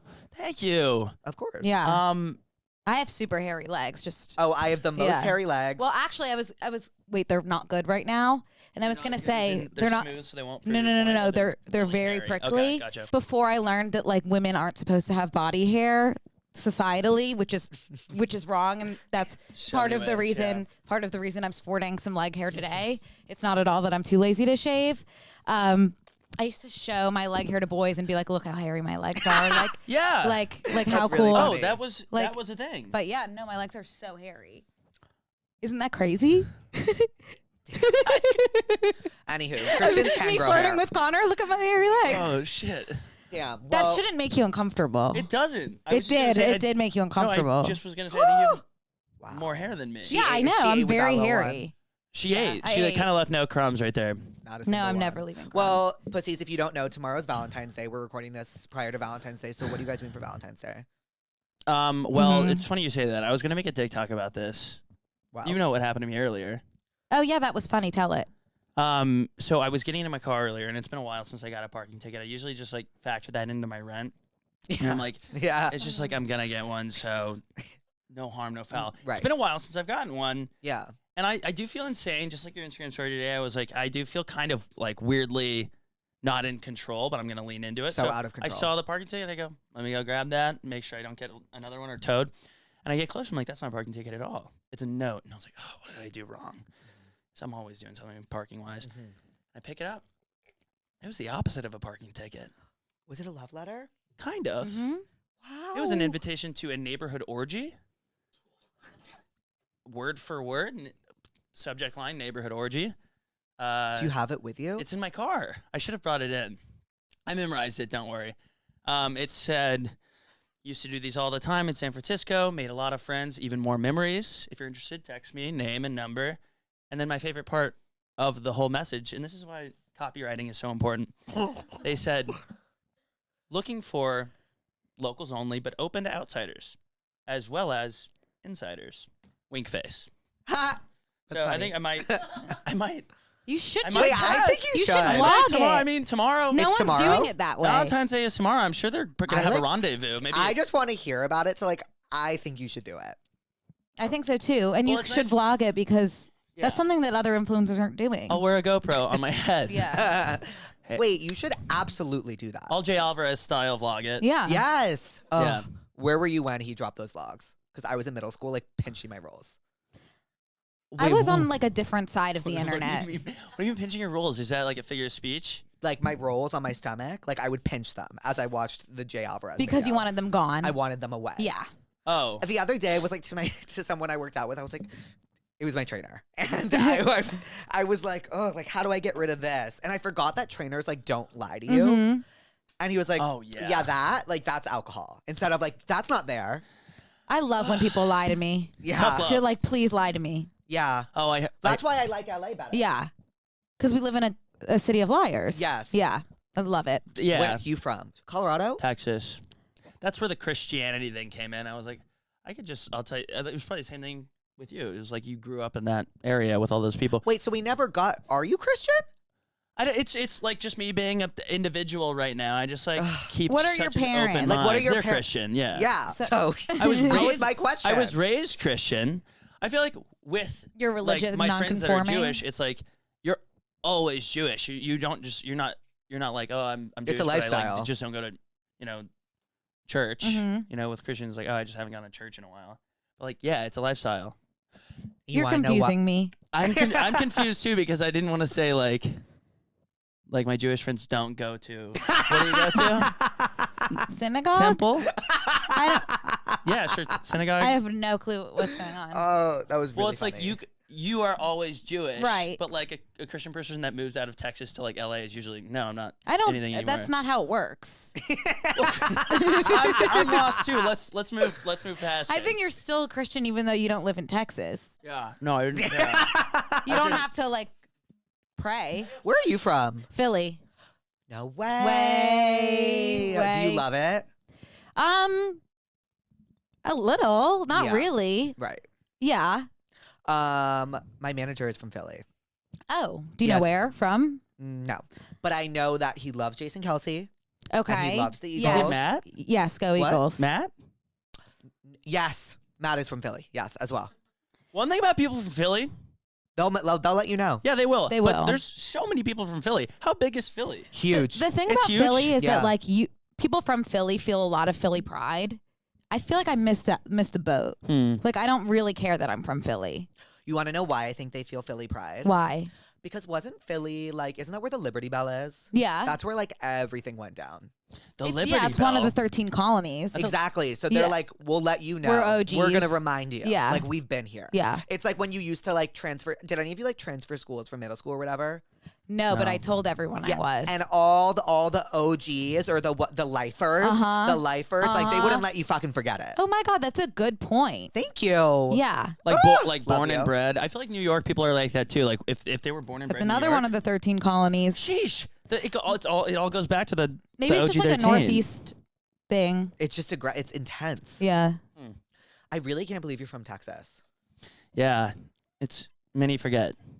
Do you I forget? Yeah. Would you ever constantly. move back? Oh no. Really? Where in Texas Not did you right grow now. up? Houston mostly. Yeah. Beyonce. Yeah, exactly like Beyonce. How do you feel about, well, since you're from Texas, how do you, Oh, Jake, I like pulled that up because I was so curious. I was like, how is Beyonce gonna do country? she Oh, ate it up? like with ease. Yeah, with ease. Yeah, that Well, was I was about to phenomenal. say, how are you feeling about like country coming back? I strike me love as a it. country guy. Welcome everybody. I love Yeah. country. Like in the back of all my TikToks that I film in the car, it's like country music in the background. So I just like hear a lot of it. Mm-hmm. But I've never like sought it out. Beyonce, I'm like, okay, she's bringing it. And I think who else? Like Lana Del Rey. said Lana she's Del gonna Rey, come out. Lasso. Lasso. That was the name of her song. Album. See, I'm loving it because it's like country kind of moved away from country. In And then what other sense? people moved towards country. Like Diplo started wearing Right. cowboy gear and making songs. Like Lil Nas X was like cowboy for a while. But the actual country people were like moving away. Like Taylor Swift went into pop. Right. Like Yeah. who are the other people that went into pop? Like Shania Twain. Shania Twain, pop. I'm trying to think of any guys that went into pop. Not many. Blake Shelton. I Blake don't know Shelton anything just- he sings though. So He just went Same. ahead. Not a song. Not a song. Not a song. But he's married to Gwen. and everyone he's knows on The his Voice. name. He is married to Gwen Stefani, right? Yeah. Yeah. Yeah. Blake Shelton. Can't think of one. One song. Can you? He's a judge on American Idol. But The Voice. he's a singer as well. it's- Not to me. To me, like Blake Shelton is a judge on American Idol. Right. But the only The way he Voice. got there is through his singing, Right. We're saying we have which not- I've never heard. Never. Well, once you're What does Simon Cowell do? Like, how did he get in the American Idol chair? I actually don't know. He doesn't sing. No. Except for, you remember the end of Shrek? I think he does. I think he does string. You said, you said Shrek, and then I got the Shrek. He does. He did. does Shrek. Did At he? one point, he did.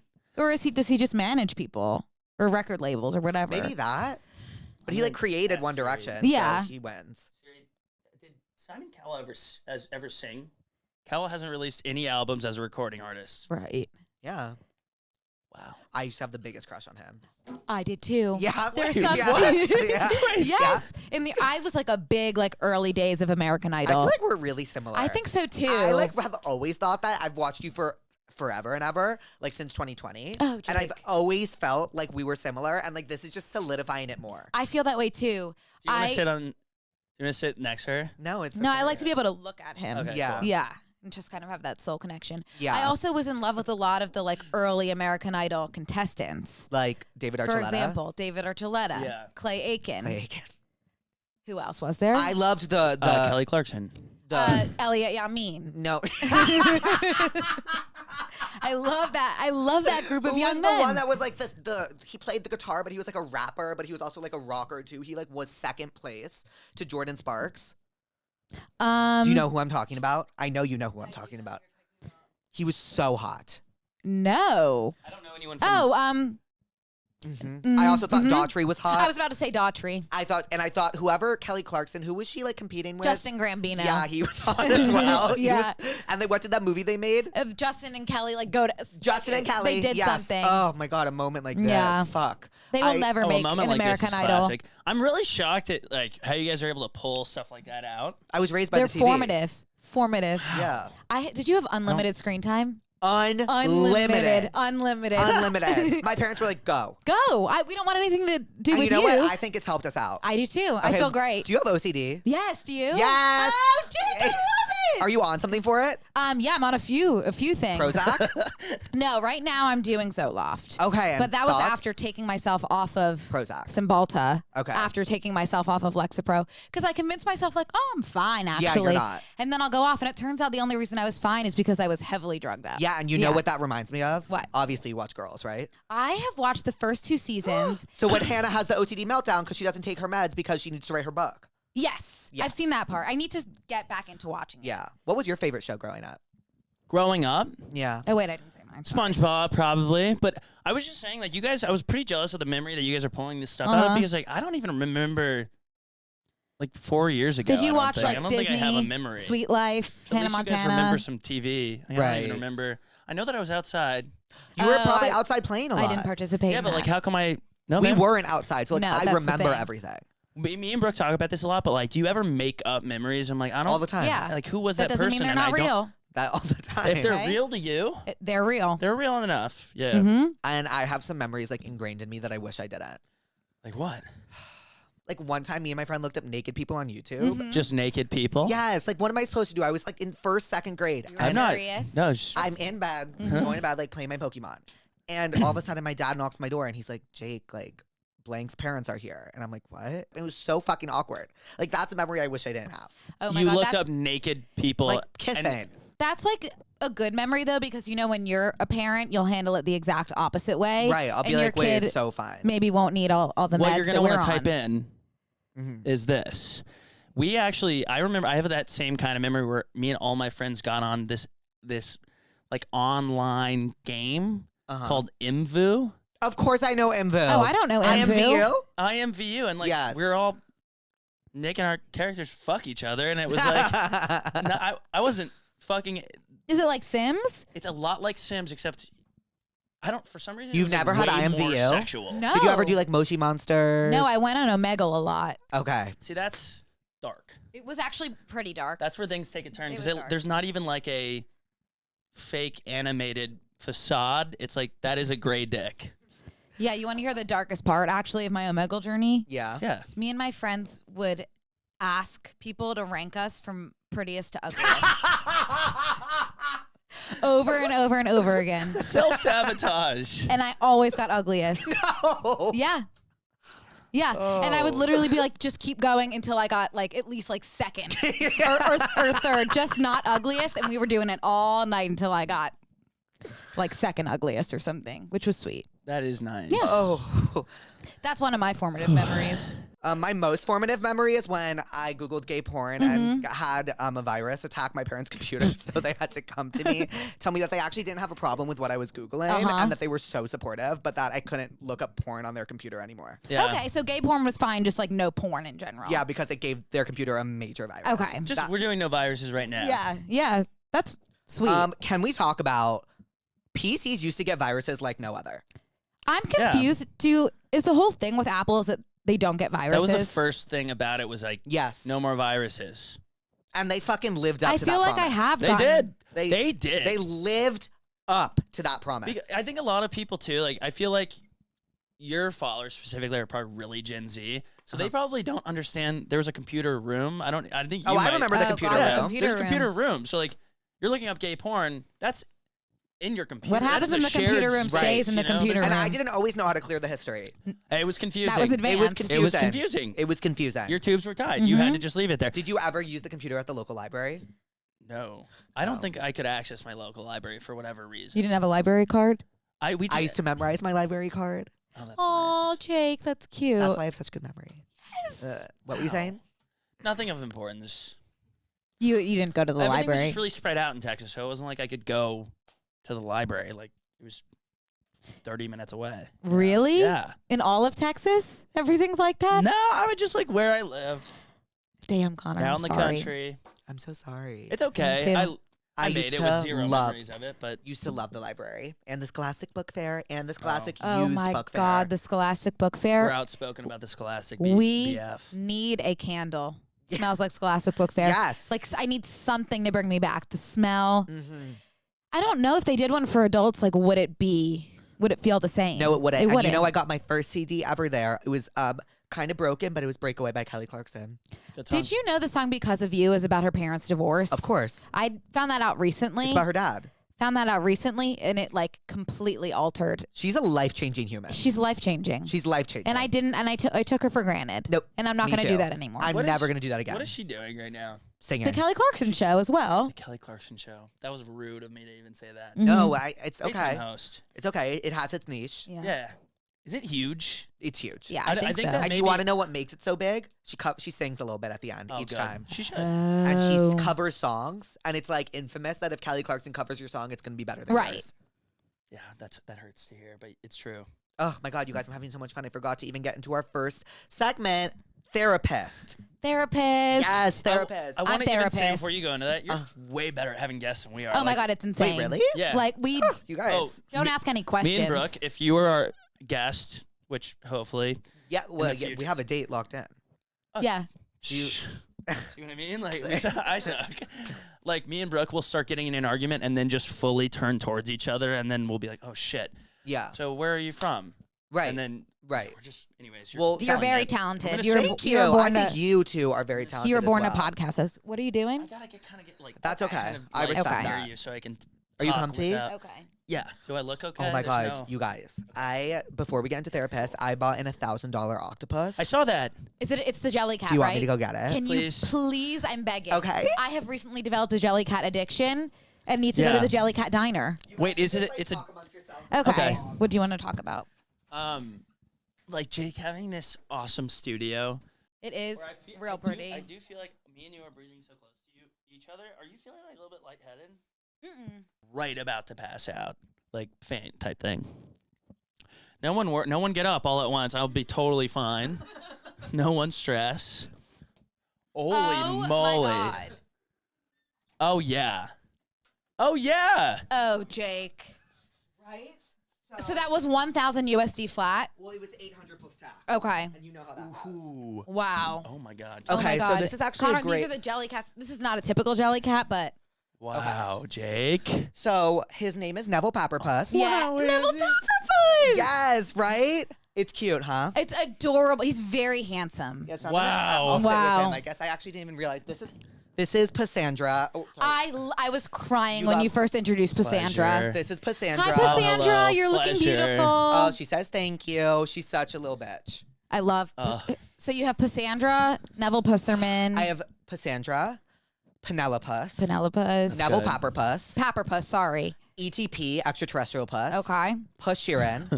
I love Pusherin. Yeah, Puss Sheeran. 'cause Is he he's orange? Ginger. He's Yeah. ginger, Who is yeah. this one? Oh no. I think that's Therapuss. Oh, Therapuss. Because well, you're supposed to rate your day out on a day from 10s up to 10s down because it's Oh, reversible. well, so you wait, can okay. no rate your day. I always forget to ask. You just Oh. reminded me. Well, I guess we didn't even get into Therapist. Sorry. I'm, Okay, like, no. really all over the I place. think see this is what we do. We get people off track and then forget to come back. Okay, well now that I'm back with Neville Papperpuss, MPP. Papperpuss. What were you guys pissed off about?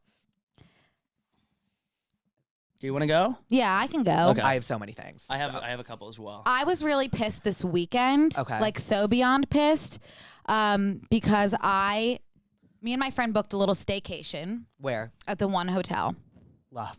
Okay, well, Jake, I have bad news for you. Oh no. Did not have a good experience. Wait, tell me everything. Well, it's beautiful, of course. Gorge. But it's very expensive. Okay. How much a night? It was like $500 a night or That's something. ridiculous. What? I did not know that. But we were like ready to shell out because me and my friend Patrick, we were both in like a negative, like anxiety, depression headspace. Right. And very much needing just like a self-care weekend Uh-huh. and didn't want to rot in our own beds. Totally. So figured let's just rot At- in a at the different one. bed at the Right. one and like really treat ourselves. It is gorgeous there. Yeah. But I will say there was no type of service and they were pretty unresponsive. Oh, us. that Was there like is a- my number one pet They were peeve. we asked A lack of housekeeping. urgency? We asked housekeeping to come when we were gone. They didn't. Mm-hmm. That's fine. Asked again. They didn't come again. So by the third time, were you like, I've asked By twice? the third, yeah, we were a little bit firm just because of how much we were Yeah. paying. Of course. And then also, the TV wasn't working. oh, so switch rooms. Yeah. And then they said we could have one free movie. And then the credit they gave us didn't even cover parking for our troubles. So Ooh, bad I experience. was therapist. Yeah, I was damn, I would have been therapist fucking therapist too. When I'm spending money, I get really defensive over my piece. But I also like am terrified of confrontation. Really? Terrified. You're not? No. Wow, good for you. I'm terrified of confrontation in relationships. Mm. In other senses, no. That's good. Oh, that's a good not quality to something I have. Yeah. It's also okay to be firm and not rude. Right, I have to remember that. Yeah. I always forget that. I Yeah. always forget. Do you Is feel something like- funny? Do you feel like you can be rude? Oh, absolutely. Yeah, see, I'm always scared of that. 'Cause Without meaning to though. Like it's an accident. Like it just it's the New York in me. Yeah. Yeah. It's Oh not my your God. fault. It's not my fault. It's literally not Like, your fault. The other day, this guy was just being an asshole, like driving wise. My friend was driving, so I flipped him off because that's what I would do in New York. Of course. And then we pulled into the parking lot of the grocery store, and we were like sitting there on our phones for a second. And this guy had come out, right? Like he was like leaving as we were going in, but we were just like beefing. And then like he comes back around, The guy you flicked off. yes, parks next to us and just looks. And I'm like, okay, like this is super awkward and scary. And Yeah. then he leaves, and we're like, okay. Back around again, he comes and just stares at us. So I'm like, okay, good. We must leave. So we leave, and he follows us out, Mm-hmm. and then follows us down the block, and then we like make a turn and he stops. But like that was like, okay, like I can't be as aggressive and rude as I was in New York. It's scary. It sucks because in New York, you flick someone off, it's like, it doesn't hold the weight that it does here. No, not at all. You know, like same thing with a horn. If I hear a car horn here, I'm like, what the fuck is wrong with you? Right. Me Really? too. But in New Necessary? York, In it's, New York, it's I'm like like, background music. I feel like it's birds chirping. Uh-huh. It's like nice almost. It's peaceful. No, when I'm like on my phone or picking my hair at a light and it turns green and I don't go and someone beeps at me because I'm not moving, it's like, excuse, like I No. am busy. Mind your business. Mind your business. Like it really, that gets me therapist. Yeah. I just got this soup. God forbid I take a bite at the stoplight. Like No, I'm God gonna forbid. lose the split end I'm GF. working on. Yeah. Yeah. Oh, need to exercise patience. I also think that you should earn your right to a car horn. Mm-mm. I think you need to Yeah. earn it, and you should have it taken away. You don't get to use it willy nilly. Right, no, I totally get It that. loses its. I it love loses using its it. meaning. Yeah. But no one can use it on me. I actually don't even drive, honestly. Does it make you anxious? Yeah, I think I'll crash. I sometimes My forget. dad says I'll crash. Yeah. You want to hear something crazy? Yeah. When my dad picks me up and it's just us two in the car, I still sit in the back seat. No. What's the reasoning behind Ooh. that? I don't know. Have you guys like talked about it or it's just Oh. unspoken? Like, Brooke, I'm surprised that's not. That seems like something you would love Okay, to do, Connor. right? Please. it Yeah, I would like it in theory. Like it must feel nice to kind I of was gonna be. say that sounds kind of awesome. makes me Driven feel like a around. kid again for sure, but it's definitely like, it probably should have stopped when I was 11. He doesn't say anything about. Nope. Like, oh, you're It getting in the just back hop in seat? the back and that's that. No, Jake, I've been saying this a lot on our pod. Like I'm loving like being like a baby Yeah, I'm a baby. recently. I am baby. Like stuffed animals. Yeah. Like when I suck my weed pen at night, it's like my binky.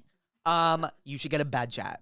What's that? A what? We'll go to my room after and Okay. I'll show you. So it is a hose, and you put it under your bed, under the blankets. You turn it on, hot or cold air, and it blows up your covers, and you're just laying under there. So after a Yeah. shower, I lay under, put it on turbo, hot, and lay as hot air blows all over my body and dries me Oh off. my god, I've got to go turbo. Yeah, it's insane. Oh. It's you. Oh.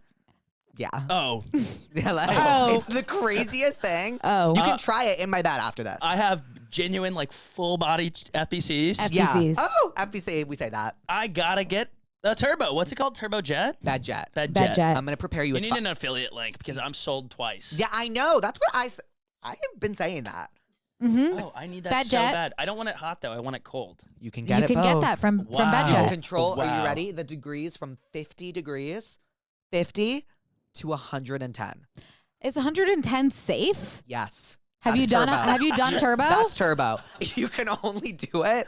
Well, actually, you can turbo's 114. That and you what can a way only, to go if that's Yeah. how you went. By turbo mode of Bedjet. Turbo automatically turns off after 10 minutes, and you can't make it longer. Okay. So I turbo on, turbo on, turbo on, turbo on, turbo on, turbo. So you keep turbo on it. And as I have it on, are you ready for this? Fan blowing cold air at me outside, inside toasty oven. Whoa. It's kind of like a fucking life-changing. That sensory sounds really deprivation awesome. tank. Yeah. I was gonna almost. say I could see me like showing up to your house like Brooke has been late for the pod. I'm gonna go check on her in her house, and she looks like that one lady from Chocolate. I remember when they first invented chocolate. She's like a shrinky dink of herself in her bed. I love being cold in bed. Same. What do you sleep at? I sleep at 62. The AC. Oh, sorry.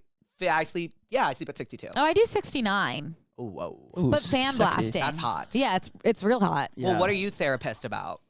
I'm therapist about a lot of stuff. Now that you brought up AC, Mm-hmm. when I moved into my apartment, like that is not on my checklist. Is like, oh, I should check to see if I have AC in this apartment. That's Did not? not check. No, I guess I'm a That's spoiled something brat that because you I check. didn't even check because I haven't. No, lived. believe me, like I get it, but like that's not even a spoiled thing to check. Like check your AC. I haven't had to check yet. So I So just are you didn't not? think about You it. don't have an AC. So I don't have AC. So I Window got, unit. That's what I had to do. oh, so now I'm in my bed piece and I'm like, okay, this is Fan. horrible. I need to take 2 Benadryl. It's that. You take Benadryl too? Oh, I have to pass out. I take it every night. Oh no, you can't take it every night. Oh, okay. You can't. I don't know How what about a happens. melatonin gummy? I take those sometimes too. Nightmares. I The like- last time I took a melatonin gummy, literally, this is gonna sound like very traumatic, but I had a dream about Usher and he was evil Usher for some reason. I had a dream last night that is so inappropriate and Tell scary. us. Oh no. Like I actually can't publicly say Mhm. it. After this podcast ends, I will tell you what my dream was about, but it was, I haven't even told you about this yet. Usually I forget my dreams by midday. I have not forgotten this one. I 'Cause hate it those. was The lingering feeling, like you can was- still feel It it. was bad. It was bad, and it was really how do I put this, politically incorrect. So I like must share it after this podcast. Okay, that ends. sounds good. Oh, I can't wait. Yeah. We have a lot of things to circle back on after the podcast, but they're pissed about because I kept this in mind. Uh-huh. Was I went because I'm waiting on some documents, one for my dog to like get him. You have a dog? I do. Sorry, we keep going on tangents. Continue. No, that's what tangents are bread and butter. But I have been waiting on one for my dog, one for my back because I injured my back skiing Oh. like 3 weeks ago. And I'm like, why haven't they come? And then I'm like, oh, I don't even know where my mailbox is. Like I should ask my landlord where my mailbox is. And we have one on the side, but I was like, oh, it must be for some other unit. She goes, oh, I only have one key for the mailbox, so I would just suggest you don't send any important documents here. I'm like, You need to move. where do I put them? Where do I send them? I'm sorry. Who should I send my important You're documents so much better to? than me, because if that was me, You would Lo- go New York. I think I'd threaten a lawsuit. That's Like I think I'd like threaten legal You action. need Jake. I know. on your Well, those team. are the things when like when you're in that situation with like something that's caught you so off guard. One, I wish that one of my friends could just be there to be like, I'm not making this stuff up that happens to me. Like this happens to me. Right. And I wish that someone else would have been there so I could like talk about it and laugh. But my initial thing when something absurd like that happens is like, I need to tell one of my friends and like laugh about this. Oh. But like the other thing is like, yeah. so I don't apologize. Because I literally was like, oh, no biggie. Okay. That Where- is a I wonder where biggie. those documents went. Like that has my social security on it. Yeah, that part. Not also, that I would even know what to do if someone had it. I would you give would it. call what's that app? LifeLock. Life. Life. You're smarter than me. It's like cereal. I don't I even don't know know if what a that's social true. security number really I don't even- does. Okay, a social security number. I don't really. Okay, so basically, fully get it. what a social security number does, and do you know what it does? Okay, so tell me if It's I'm just wrong. your identity. It is like who you are. Like it is like baby born robot number. Like that is you. That That's is really your identity. creepy. That's I feel who like you we are. don't keep it safe enough. We don't, and that's who you are. Like that number. If anyone else has that, they can like commit crimes in your name. They can do everything in your name. I went to watch an episode of SVU where this person like committed like Pussin. Puss. Pussin. Ooh, we're on brand. This pussin This was young kind of. puss. person commit. I'm addicted to this young puss. Oh, this one. Yeah. MPP. I keep it's MPP has a really low voice and it's like kind of weird at school. is it Pusserman? Neville Papperpuss. Papperpuss. I keep Papperpuss. fucking it up. Papperpuss. Papperpuss. Papperpuss. I keep fucking his Papperpuss. puss because up. it's Papperman. So Papperpuss. Papperpuss. Papperpuss. Yeah. Because Okay. it could have been Pusserman, That's what I keep. That's very but Jewish. I think Papperpuss is funnier. I Yeah, get Papperpuss. how you've stayed so on brand with like the puss thing because I'm kind of like slipping in. I said in my head I was like, need I puss on? Yeah. Like, need I go on? Need you Oh, puss on? It How- works for everything. Everything. How long Wow. were you pussing before TikTok? I started pussing when I was September of 2021. Oh, so it's kind of recent. Yeah. And I would just post photos of the octopus with like song lyrics and then I'd rate it out of 8. So like I'd like you call me again, puss in your tents, like dash Billie Eilish. I would rate the octopus and then I would do like 7 out of 8 tentacles, whatever. And then someone was like, you should start making videos. And then I was like, okay, like da-da-da. And then like I came up with high pussies one day when I was really high. And then I started doing that. And then I came up with high pussies, hi Jake. And then I came up with tense up. Wow. And then I brought it to TikTok in May of 2022. And then And the rest is Then it's just pussery. pressed out. pussery. The rest is pussery. Yeah. Okay, so do you guys know about the Tell Me What's Wrong? So you Yes. are going to be so good at the prescriptions. Really? I'm so Yes. excited. And you are too, but she like is like No, it's fine. I can just provide backup if needed. she's just like me, like a pop culture lockbox. Yeah, and yeah. like I know like I actually feel like I'm worse at pop culture than you would think. really? Yeah. Okay, we'll see. We'll see. Tell me what's wrong. I went on a date last week and the conversation was flowing, but 30 minutes in, he went to the bathroom and when he came back, he said he's gonna call it a night. Wow, it's such a good thing I saved my story for this one. I was home within the hour. Was he shitting his pants or does he hate you? Oh, he could have been shitting his pants. Wait, can you I rewind don't really know. quick? I'm so Yeah. sorry. I think I got confused. Okay, do you want me to reread it? Can you? Of sorry. course. It's a thing about this room no one understands. It's like it goes in one ear, out the other. It's Kinda just like- because it means you're comfortable. Okay. Yeah, Okay. I do feel comfortable. Yeah. I went on a date last week and the conversation was flowing. But 30 minutes in, he went to the bathroom and when he came back, he said he was going to call it a night. I was home within the hour. Was he shitting his pants or does he hate me? Oh, shitting his pants. I think he was shitting his pants. At first I was going to like keep it real and I was going to be like, I don't know if he was feeling it but that's because that's what I'm used to. Yeah. So I can't project my negative experiences onto the pussies. I also think he was shitting his pants. I'm really curious how long he was in the restroom for. Right. I think that's a crucial piece of data. Yeah, sometimes the pussies are leaving out data that like would be important, but that's because the pussies are like me. So like when something's happening, like you're missing details. Right. Like, you're just upset. Right. Yeah, and you want to be succinct enough, but it's like you need those key details. The time in the bathroom spent is key because sometimes with stomach aches, you spend enough time and then you're Right. like, now I only have the clock is ticking before 100%. a second plane hits the tower. Yes, yes. The second and I wave. must leave. The second The wave. second wave hits my ass. I actually Yeah. don't know what to prescribe for that. I would prescribe, I think, I'm trying to think of a movie where they like shit their pants. Oh, there's Oh, Bridesmaids. Bridesmaids. Yes. There was also one other really good shit one. Was it Along Came Polly. Oh, never That's seen. a good one. That's a good really one. That's a really good one. I love Oh, Ben you've never Stiller. seen Along Came Polly? No. Jake, homework tonight, please. Okay, That's I a don't good even know what to- that's about. That's a good toilet clogging Oh my one. god, that's a fun one to go It's into Ben blind. Stiller, Jennifer Yeah. Aniston. Could it get Let better? me leave it at Oh, that. it was the Let's leave it renaissance at of that. rom-coms. Yeah, that's a great movie. Rom-coms are back I don't know. because of No Hard No Feelings. hard feelings. Oh, No hard I agree. feelings. We actually have been outspoken about No Hard Feelings. Brooke more than I. That's like one of my Like- favorite movies I think I've It's seen in the past best 20 years. movie I have ever seen Ever. in my life. Maneater changed My life! Maneater life. changed my Wait, life! Jake, I do you know listened who to it on Spotify. Do you know who I had on my podcast last Who? week? Andrew Bartheld. No, you I didn't. swear to God. No, I swear to God, it didn't Is he come out as yet. lovely as he seems? He is literally the sweetest boy in the whole world. He literally ran that podcast. Like, Yeah. I was literally just staring at him, like drooling, like so. What's next for He's him? so brilliant. I think we're gonna see him on the Broadway stage. I could see that. Love that for him. Fingers Okay, crossed. So we Voice of an prescribed for angel. you the Bridesmaids, where they shit their pants, and Along Came Polly, and I also prescribed that for myself because I've never seen that. Yeah. Oh, good job. Oh my Okay. god, I'm speaking so fast. My ribs hurt. Let Has it that out. happened to you guys? No. Okay. I fell in love with my best friend's brother. Sorry, not best friend. That is a big distinction. I fell in love with my friend's brother. Friend's brother. He's never talked to me before and he's not a great person, but for some reason I really like him. We are in a Totally play get it. together and I have to see him every rehearsal. What do I do? I mean, I guess nothing if he's not into you back. Also, I think you answered your own question with the he's not a nice person. That Peace. does not put Paint It's him in a speed good bump, light. not a stop sign. Is that what you're saying? Or that's is not that- even a speed bump. That's like go faster. Yeah. Oh, like it entices you? Yeah. Yes. Like I I'm understand. merging onto the highway. I understand that fully.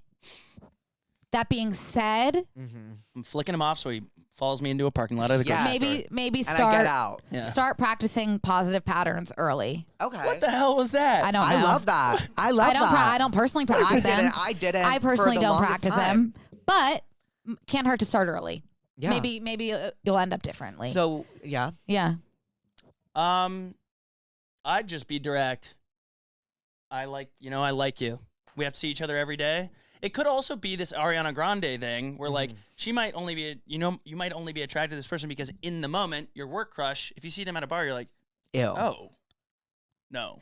Right. Like your Work crushes are so real. or like your teacher in high school. It's like, I'm weirdly so attracted to this person, but like you see that, like you look back and Did you're you like, guys why have a was teacher that you were in love with? Yes. You guys. I have Like bad. like I have Snapchats that I would take of them and write the most insane things on. Like I actually need to find them after this. Like I was head over heels in love with this one teacher.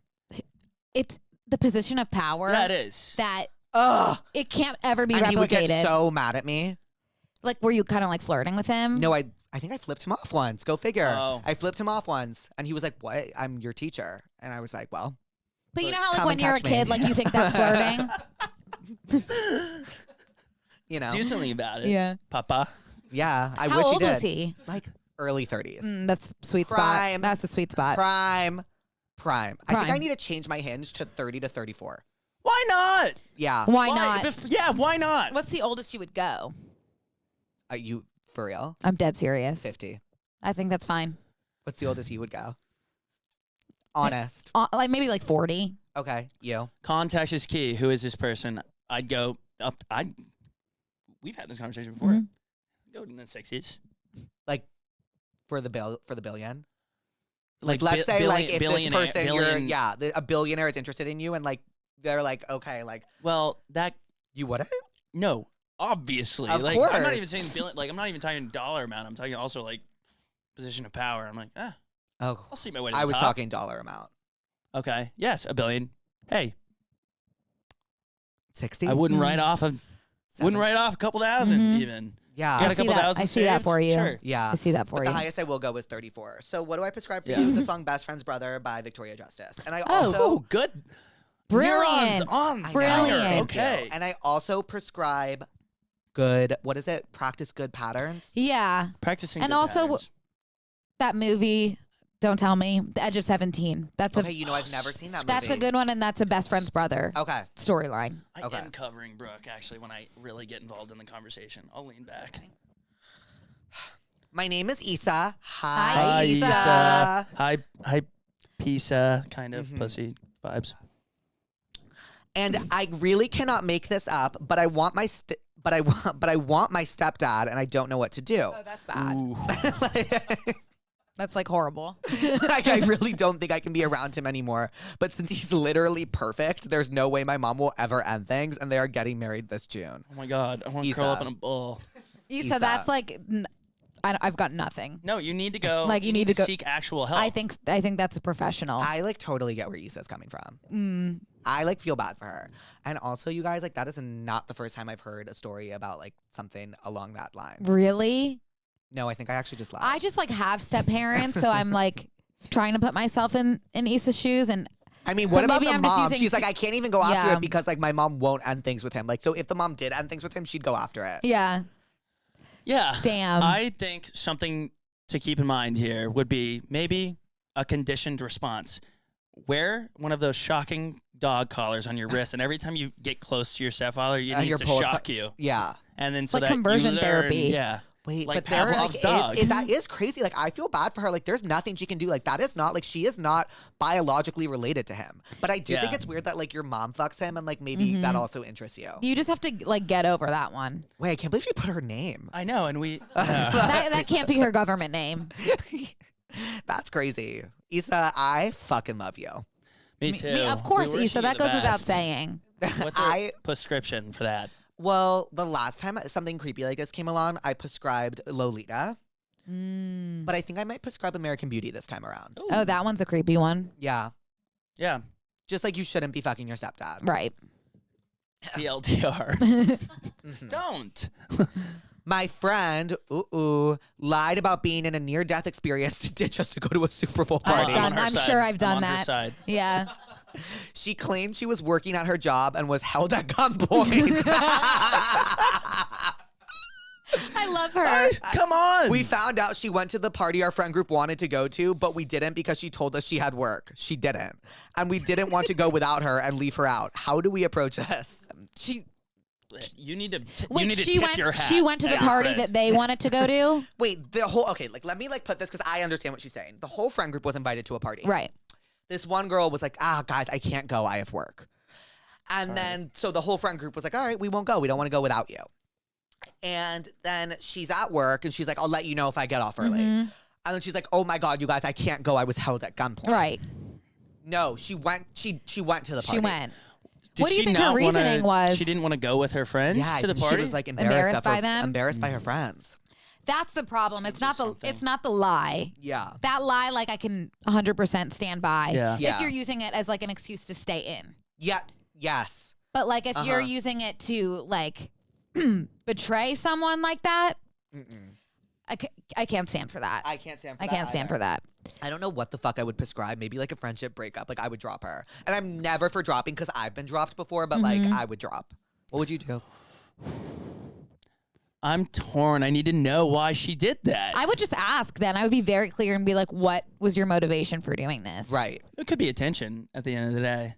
Gunpoint. Yeah, that's like that's more understandable But than it's just embarrassment. like wild in this day and age. Someone is going to see you at that party. Right. yeah. So she must really not give a Right. fuck. No, maybe she wanted the friendship to end subconsciously. Wait, you know what I'm going to prescribe? Mm. Did you watch the movie on Netflix, You're So Not Invited to My Bat Mitzvah? I did. So do you remember the scene where she goes and hangs out with them and like the girl has a party and doesn't invite Adam Sandler's daughter? Yes. That's what I'm going to prescribe Okay, to you. good one. Yeah. I heard that movie was just horrible. What? I it al- was so amazing. I didn't like watch it 'cause everyone either. told me it was What? bad. I don't know. Wait, it was like, oh my God, like that was my life in 7th and 8th grade. Really? I'm Yes. gonna watch it then. I don't know why I wasn't feeling connected to it. Oh, I was so strongly connected Maybe to I need it. to rewatch. You need to rewatch. Maybe I wasn't in a good I was like, oh headspace. God, this is like bat mitzvahs like ran the world. Totally. So What was your giveaway? I didn't have a bar mitzvah. You didn't? My parents said if you have one, it can be in the rec room. And I said, excuse me? Like, my friends are renting out clubs. And they were like, are you out of your mind? Like, you can have it in the rec room. And not only that, but I didn't want to go to Hebrew school. Yeah, that's fair. And so I didn't have a bar mitzvah. I'm so sad after hearing everybody talk about going to all of these parties. Like That you didn't. I never even got invited to one. Did you have an HC? Hebrew. Holy Communion? No, Oh. I don't even know. See, I don't even know what that is. That's so far removed from. You know, one time I- I wasn't invited to my neighbor's Holy Communion because I was Jewish. Really? How crazy Is is that is my next door neighbor? Is that like a thing that like Jews No, shouldn't be there? they just It didn't was- like me. wow. that hurts? Yeah, it was That does I painful. had one experience like that I will never forget. Talk about memories. Like this is such a who cares memory, but all of my friends got invited on this like limo to go to this under 18 club. Which, Like what? Talk about. How old were you? It was a party So, to like a celebrate Chuck E. human Cheese? trafficking. No. What were they doing? It was called Purple Rain, Of course. and Well, that's weird. I think it was REIGN or something. And we would. I think everybody Yeah. was really into drinking Rockstar energy drinks. No one was even drinking. Like, it was Right. like there was nothing nefarious going on at all at these things. But I didn't get invited. I want to drink energy drinks on a limo. And How go to old were you Purple guys Rain. when you started drinking? Maybe they were worried you would want real drinks. No, I wasn't. No one was drinking. It wasn't even a matter of that. It was like just not cool. At Yeah. one point. Oh, I got that. I've been there. Yeah. I've been there. That's the worst feeling. It's the worst feeling. Yeah. So what do we prescribe? What is this girl? Wait, is this the girl with the This is bat the mitzvah? This is the girl that faked her own death to go to a Super Bowl party. When you put it that like that's what it is. Like that's crazy. To not go with her friends.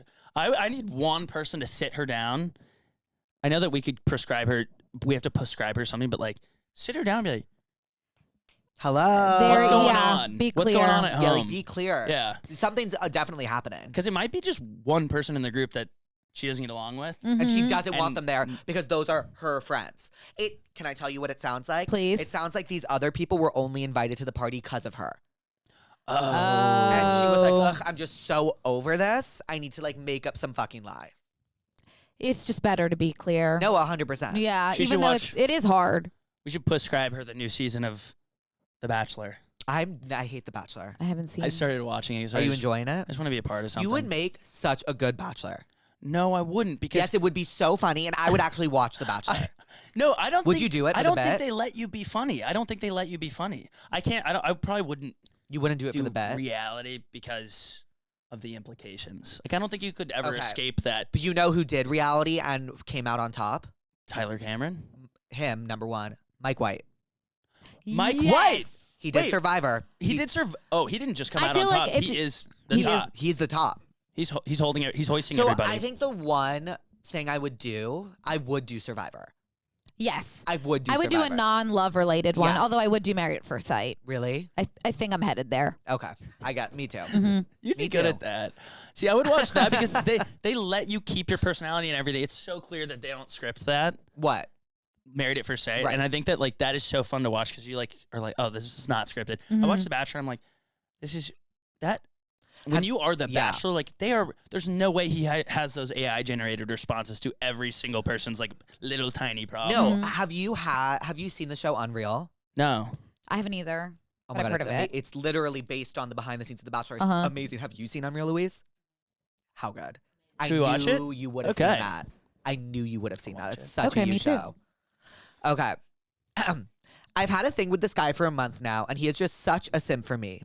Yay. When it's That's just good. us two or around my friends. Oh, I spoke too soon. But he always puts the boys first and barely acknowledges my existence when we're around them. What was the timeline? I've had this thing with this guy for about a month now. Okay. I'm like not totally against him putting his friends first. For a I month, think yeah. a month is really early.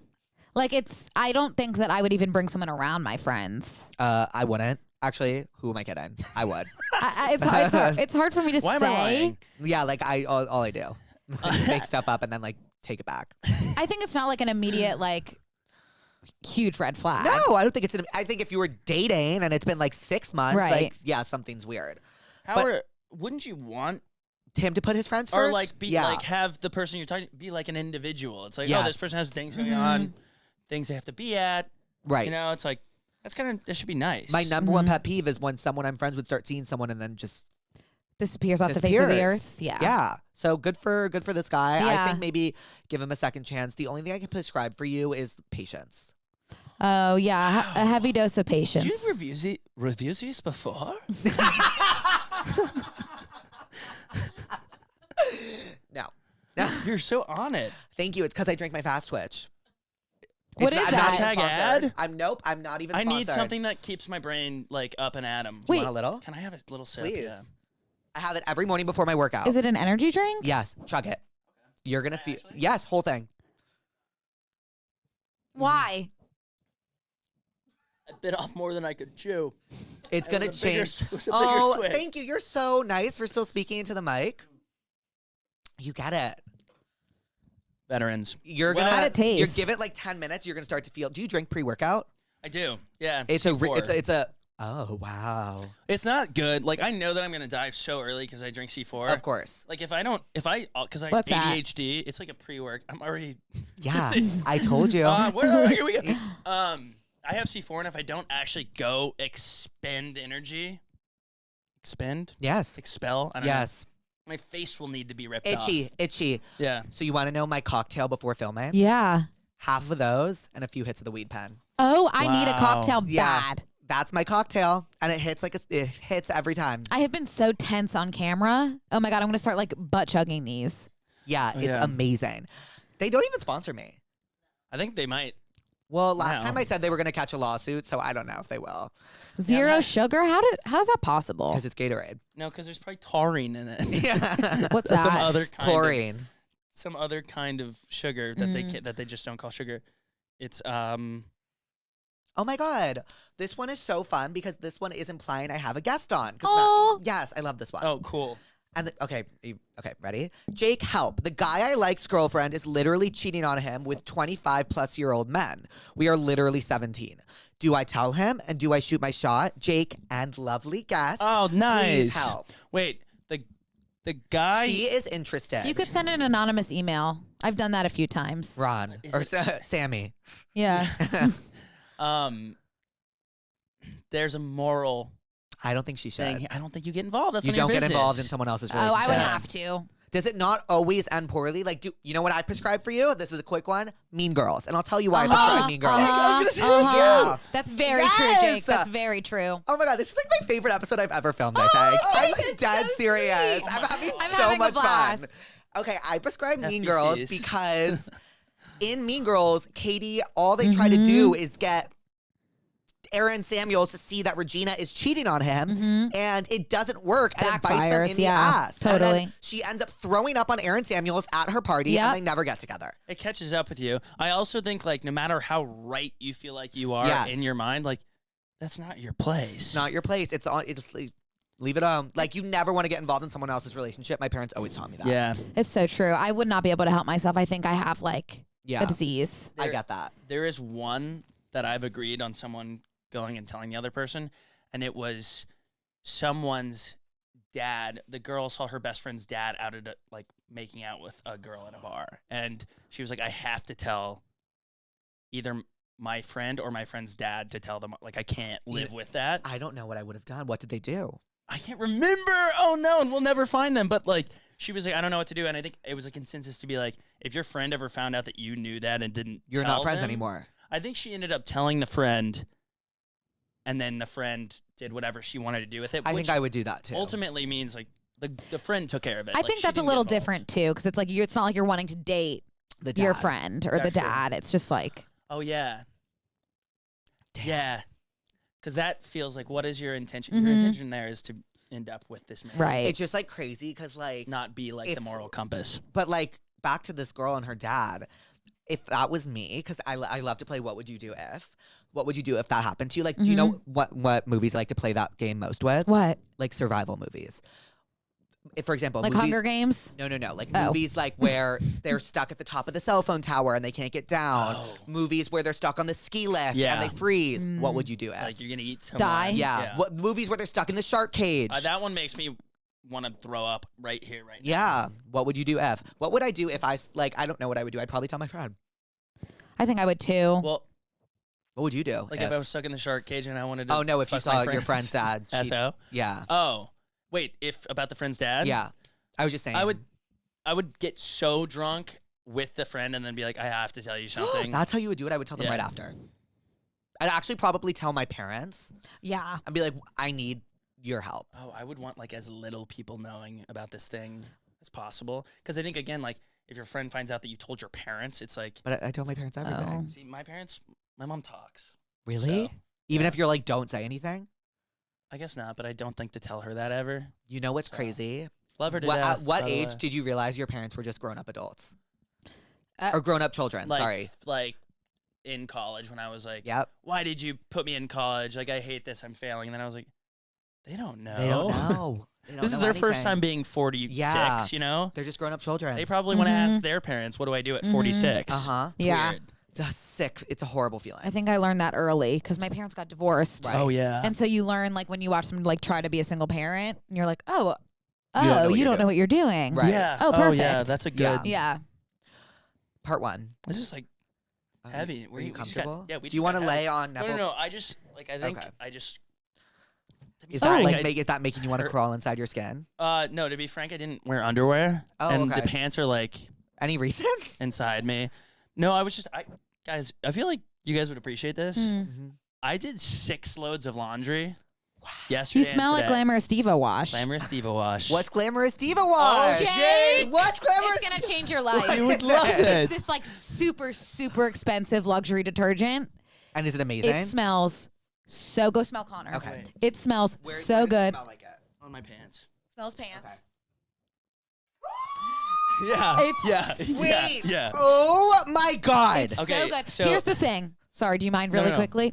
It's so expensive. So what you need to do is buy non-scented laundry pods Yeah. and put them in, and then just put a little bit of the Diva in, so that it's getting a full wash without How expensive is it? very. Like I think it's like 50 for like a little tiny. Glamorous Diva You Wash. can get Yes. it on Amazon. Last time we talked about it, by the way, that's the most hate comments, like volume of hate comments I've ever gotten, because like, I think it's a small company out of West Texas. Okay. And it's a candle company Okay. that like makes this detergent. And we talked about it on the podcast, and for whatever reason, it went viral, and they sold out for weeks, and everyone from Texas was like, we can't even get our detergent now. Yeah. And I don't you should remember go to that hell. at all. I don't know why it was coming. That sounds like a constructed memory. No, I promise. It was like, really, if you even I believe you. look at the comments on that video on BNCMAP, it's all like, this is a Wow. small company. You overwhelmed them with orders. Like, they're on Amazon. So Yeah. it's like, they should keep up And- with the orders. Wait, I'm so excited to use this. Holy Oh my fuck. So God. unscented pods. Yes, with just a little splash of the Diva Wash to make it last longer. Whatever it's just, Diva a, Wash. just a splash. Yeah. I'll send it to you. Okay, please. It is It's exquisite. delicious. Wow, I'm really excited. And if you're having a bad day, wash your sheets in it. Get in that bed. It's like a mother's you know what milk. would make that better, you It's guys? warm. You know what would make it better? What? Weed pen? Bad jet. Bed jet. Bed jet. I'm so excited for you guys to see my bed jet. I am after so this. excited It's too. Me too. So amazing. Okay. So what? Connor. Amazing. It's like you get it. yes, Awk, he's living like in a different world. Acapella. Like Pitch Perfect. Excuse me. Oh. So I have like an outspoken thing against Pitch Perfect, and I Why? apologize. You know, I saw that film during Hurricane fucking Sandy. Oh shit. Yeah. I'm That's how badly I wanted to see Pitch Perfect. I am so sorry. I spoke out of turn. It's no. That you, was inappropriate. That was inappropriate.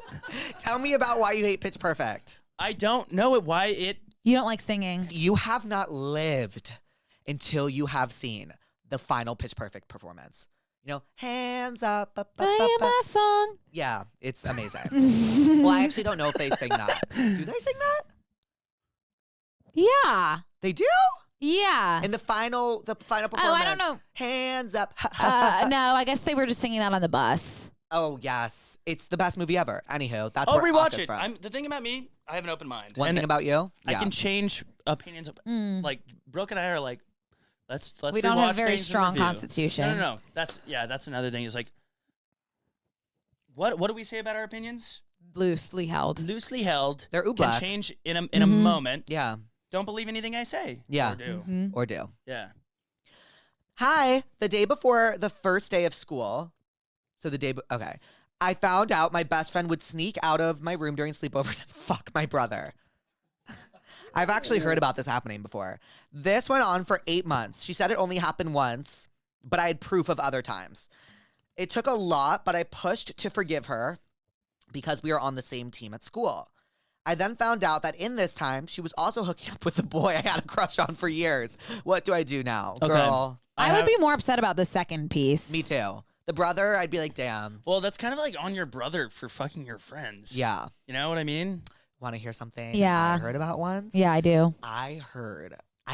This might have just been the middle school rumor mill, but I remember this girl, another girl, and the girl's brother were in bed in a sleepover, and the girl's brother and her friend fucked in the same bed as they were all having a sleepover. I actually don't know if that's true, but that's what I heard. That's like a very classic, like this rumor going around. Yeah. But I bet know. it's true. Rumors are founded in truth. I believe everything Yeah. I hear. Me too. Yeah. Me too. Yeah. There. But do you like listen to any blind item podcasts or? Yeah. Well, I don't really listen to podcasts, which is Me neither. But I listen to. If I'm on a plane, I'll listen to like a blind item podcast. I read Dumois. Like I'm addicted to reading Dumois. No, you guys, it gets better than that. Behind the Blinds. Really? What's that? Oh my God, they have like entire episodes dedicated to like they have a Stranger Things episode where they like it's just blinds about the cast of Stranger Things and it's fascinating. That Oh, that's sounds cool. really good. It's Yeah. nice to have a deep dive on certain things. Oh, it's outstanding, and they go through the blinds year by year. So it's like they'll do one on like Bradley Cooper, and they'll do like blinds Wow. from the year 2000 to the year 2024. Someone needs to just make it a book. How nice Yeah. how nice to have an untapped fountain of topics to talk about on a podcast. Yeah, Talk it'll about never get. printing money. Yeah, That's and so they also awesome. can't get sued because they say well do you know the girl on TikTok that's like they'll be like this illiterate actress. Yes. Yeah. Oh yeah, that's funny. So I have a prescription for this. okay, Saltburn. okay. This person Ooh. is having sex with every person that this girl knows. Ooh. Okay. Connor, very good prescription. That was a great prescription. Look You're how- great at the prescription. Yeah. I'm learning as I go. That was You're a great great. prescription. I was ready like right away. I was like, if this girl gets involved with someone else that she knows, and then boom, it happened. Did that happen in Saltburn? He was kind of like He was- eating one person out and then drinking someone else's Right. Discharge. Totally. Oh, this next one is going to be so fun for me.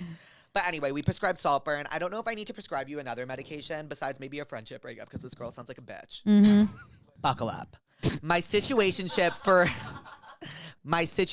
for a year and a half, who told me he was single at first, ended up not only being in a relationship, but he was married. How do I get revenge? You tell the wife, or I'm going to quickly just prescribe. I prescribed this the other week, the movie The Other Woman. That movie is so good. Really good It's movie. so good. Leslie Mann. Wait, is Yes. that? Oh, Leslie Mann, Cameron Diaz, and Kate Upton, right? Yes. Yep. Nicki Minaj and Jamie Lannister. Whoa, Nicki Minaj Yeah. was in that movie. Yes, she absolutely was. She was Cameron Diaz's assistant. Who was the guy in that? Jamie Lannister. Yeah. Oh. Wasn't there another man? Nah, you probably. But There's- wasn't it Lady Gaga's ex Maybe. who was like the brother? How hot Yeah, was the that brother. guy? Yeah. So hot. Yeah. But that's what I Taylor prescribe to you something. because that will like but I do prescribe a smear campaign. Yeah, I'm pro smear How so? campaign. A really good smear campaign Yeah. takes a lot of your energy. You have to become the issue. Like you live, breathe, and die by this issue. Yeah. So in this case, it will be making sure this man is not happy any longer. Does that So- involve his current wife, his current Yeah, spouse? It will. unfortunately, It will. It Okay. takes a few people down. But if she wants revenge, I know that's how she Yeah. can get it. You have to Okay. think about how much energy you want to spend Right. on this. 100%. I Yeah. just think now that you've brought the other woman into this, I really think it'd be fun to, why not get a little girl gang together, make a weekend out of it. Totally. Maybe if you're able to make friends with her, Yeah. beat his ass. Right. I would make friends With with, her. the wife. You guys, this person told me the craziest fucking story the other day. I'll actually tell you after the podcast because it's so wildly inappropriate and crazy, and I don't want to like air out her business, but like it was wild. Well, that's it for the Tell Me What's Wrong. Pussies, you guys were a little unhinged today, but I'm like low-key here for it. What did we learn today, you guys? Oh, I learned so much. I learned about a new energy drink. I learned that it's Neville Papperpuss. Papperpuss. And I loved seeing Cassandra again. Yeah.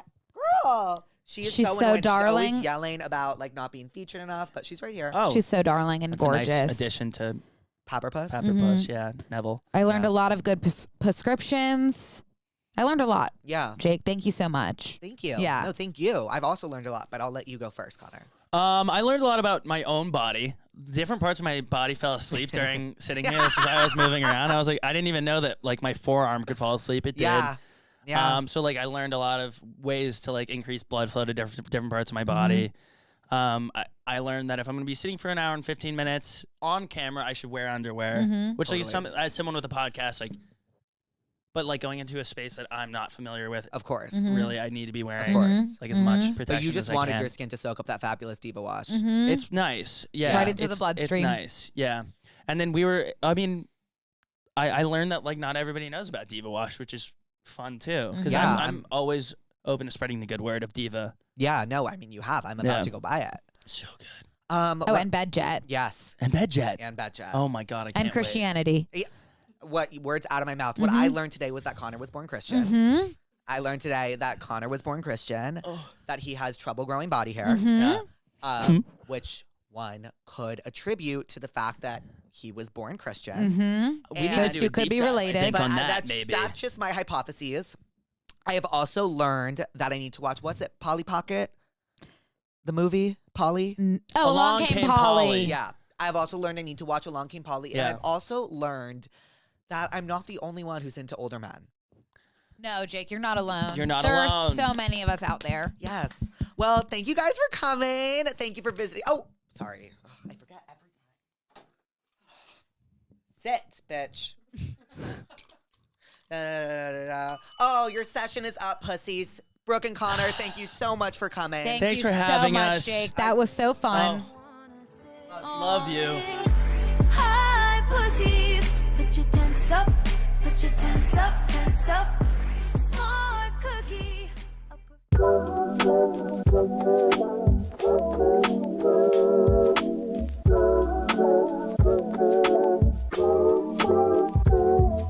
Hi, pussies, and welcome back to Therapuss. Sorry, it is very, very cold in the Therapuss office. this afternoon. I don't know why. But I've never really complained about the cold before ever. And you know what? Actually, let me rephrase that. I'm not complaining about the cold. In fact, I actually am really enjoying having a blanket over me and feeling the warmth from the blanket and the cold from the outside air. So I guess I'm just making more of a statement.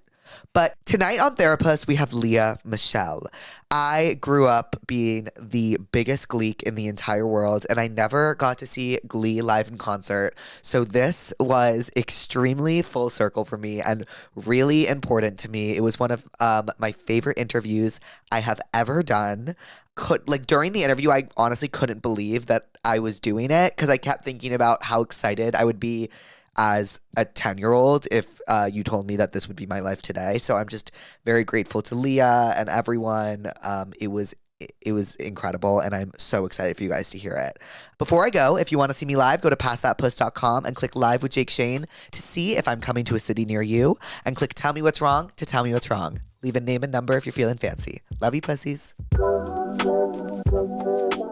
I feel like you have so many amazing fans and so much like great supporters, but I really feel like I was like at the beginning. You were at the beginning. I was at the beginning, and I like wrote you. I was like, and I was sending your videos to everyone I knew, saying like, this is the funniest like person I have seen in years. Like, there are certain people who tickle like my funny bone and make me laugh. It's like Will Ferrell, like Kristen Wiig, and you. Like, Stop. whatever you do. I was trying to think of like my top, like what are like my top 3. I remember when you did, it was like baby Moses like going down on the stream. Yes, it was raining in LA. It was raining. Yes. That was like unbelievable. It's like true genius. It's like I think all people who are funny like are geniuses, and you have to be so smart, and you're so smart and funny together, and like oh my god, like you brought me such joy. Well, Lea Michele, Yay! everybody, is on the I'm leaving. podcast Thank today. you. Oh my God. Wow. The fact that if I told like little me that you just said that to me, like could die happy. Well, I really mean it. Thank you. I am the world's biggest fan. I'm the world's biggest Gleek. Like, I am so excited that you're here today. I'm so excited. I'm so excited to chat and be with you. Like, Yes. This is great. So you are about to go on tour, huh? I am, yeah. And are you doing, you're doing like Glee covers and stuff, huh? I'm doing sort of, so it's going to be like my life from when I started working when I was 8 years old. We do like Broadway stuff, and then we go into a little Glee memory lane, Right. and then I'm going to do some songs from my albums also. But yes, I have like a big Glee section because it's, it was such an important part of my life, and we did such great music on the show. Right. And I think that a lot of people now also, it's like Glee always is recycling through new generations, and there is such a pull towards Glee, and people really want to hear those songs and reminisce and kind of go back to the feeling that they felt of when they watched the show. It was the first show I ever watched live on TV. Oh, really? Yeah, it was like every Wednesday Like, night. what's that like? It was like I would sit down and I would be like, it's Glee time, because everyone at school was watching Glee, Yeah. and it was such a cultural moment. I feel like, I mean, every morning after, all the songs from Glee would be on the right? iTunes chart. Oh my God. Was there like one that you were, because the real, I mean, everyone says like the Glee song is like Don't Stop Believing, but for me, the Glee song that I remember like changing the course of like everything Oh, I wonder if it's going to be what I'm thinking. So I have one in my head. Should we 1, 2, 3 it? Okay, wait. I know the name of the band. The song is called. Okay, go. Ready? Should we do 1, 2, 1, 2, 3? 3. We are young. Oh my God. Yes. Yay! That was the one for me too. No, but it was like, okay, so I love this. Yeah, me too. But like, no, okay, that was the one. Like anyone that's on Glee, like any cast member will tell you, like that for us too. We had all of these moments where we were like, whoa, like we're Right. at the White House, like we're on Oprah. Right. But it was so funny, like when that happened, because Fun was like an incredible band and great, but we did the song. Our song went to number 1, and then their song also went to like number 1 afterwards, and then their band like blew up. Right. And a lot of it had to do with our show, and that's when we were like, okay, wait a minute, like the waves of Glee are like hitting television, and now music, and then, you know, kids and families, like the Right. ripple effect of what Glee was doing. It was in that moment where we were like, okay, this isn't just some like incredible like moment. Right. This is like really making waves. Right. And that song was so great. It was what I'm not doing that on tour, but maybe I should. well, aren't you doing surprise songs as well? I'm doing What Would Rachel Berry Do Now? Stop. Like a medley. What would she do now? But you tell, I mean, like, what? Don't you like hear a song on the radio? Yes, and Not I'm that like, you're thinking Rachel. about me and Glee all the time. I but am. Like, I am. I hear a song and I'd be like, I could hear Alex Anders and Adam Anders melodies like in like they did all of the music Right. for Glee. I could hear in my head like, and I'd be like, you know, Mercedes would sing that part, Tina would sing that part, Quinn would sing that part. Like I can hear everything in my head when I What- hear a song on the radio. What's the last time that happened to you when you heard Pink Pony Club, Yeah. but it yeah. would be Kurt. It wouldn't have been Rachel. It would have been Kurt, 100%. But I am going to do that on the tour. That would be amazing. I also feel like What else? Casual. Like any Chapel Roan Yes. song, like Rachel would just eat. Anything Chapel, because she's like theater. Right. Like her songs are like, I mean, to me, they're like, it's my favorite, like of all time. The ultimate Rachel Berry song, I think, is Driver's License. Well, I'm doing Driver's License, obviously. You have it's to. Like when I like met Olivia, I was like, this is like the greatest. And then Vampire too. Oh, it was like yeah. so good. But Rachel would 100% sing Driver's License, like in the car going to Finn's house. Yeah, like something like that. Like it I would just know. be perfect. I know. It's like, that's why, look, until there's some reboot, until that comes whenever, if ever, this is the great, like, fun time to play around and, like, revisit her. Like, I love the show so much. It was a wild experience.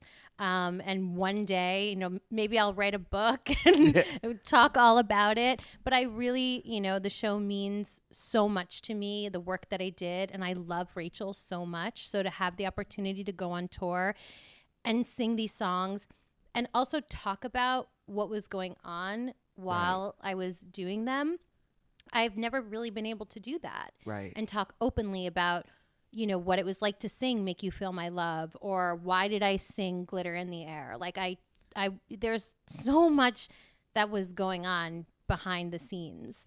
And, you know, my tour is a real opportunity for me to be just open and Right. talk about what that was like for me, just from my experience. Is there anything you remember that was like going on behind the scenes that you were like, oh my God, if only these people watching knew right now? Like literally everything. Yeah. Like literally everything. I mean, yeah, it was, look, we were all so young and everybody was growing up and, you know, falling in love, or, you know, for me, like that was a huge part of the whole experience for me, was my, you know, like this great, you know, love. And yeah, it was so unbelievable that you would be watching the show. And when I watch it, I can tell you exactly, I'd be like, oh, that day I was sobbing in my dressing room, like, or that day was like the best day in the world. Right. You had a lot of like family on that show, like Jonathan Groff, and you Yes. were in Spring Awakening. Well, he's with like him. my second husband. Right. Yeah. I was about I'm to going say. to see his opening night tonight. Did you know that? No, wait. What's he in? Just in Time on Broadway. I'm going to promote that as well, everyone. Bobby Darin, Jonathan Groff at Circle in the Square in New York City. Oh, I have to go. Oh my God, of course you do. He loves you. I love him. I told you when you saw him, and then he was like, I met your friend. I he ran told up to me. him. I ran Good. up to him. I'm glad that you did. Well, did you push for him to join the show? Like, how did that work? Did you No, just get lucky? he was offered Finn, and he turned it down. What? So this is the whole story. You can put this in the podcast if you want, or you can edit it out. I would never edit this out. So we were in Spring Awakening on Broadway together, Uh-huh. and Ryan Murphy came to see Spring Awakening. And I knew Ryan because he did a television show way before your Nip Tuck? way before you, called Popular, which Oh. was my favorite show of all time. It was my AOL password, and I loved I'm Popular. obsessed. Yes, I was literally AOL till like a month ago. Yeah. Okay, I had to get rid of it. But he came and I was like, oh my God, Popular. It was like Leslie Bibb was on it. It was like the show. It was like our Gossip Girl for Right. my generation. And so I was so excited to meet him. And then he cast Jonathan in a pilot that he was doing. So Jonathan, this is a very long story. So Jonathan I'm was here. like, okay. So John was like, I have to leave Spring Awakening to go film this pilot in California with Ryan Murphy. And I Right. was devastated. Turns out the same 2 weeks he was gone, Broadway shut down.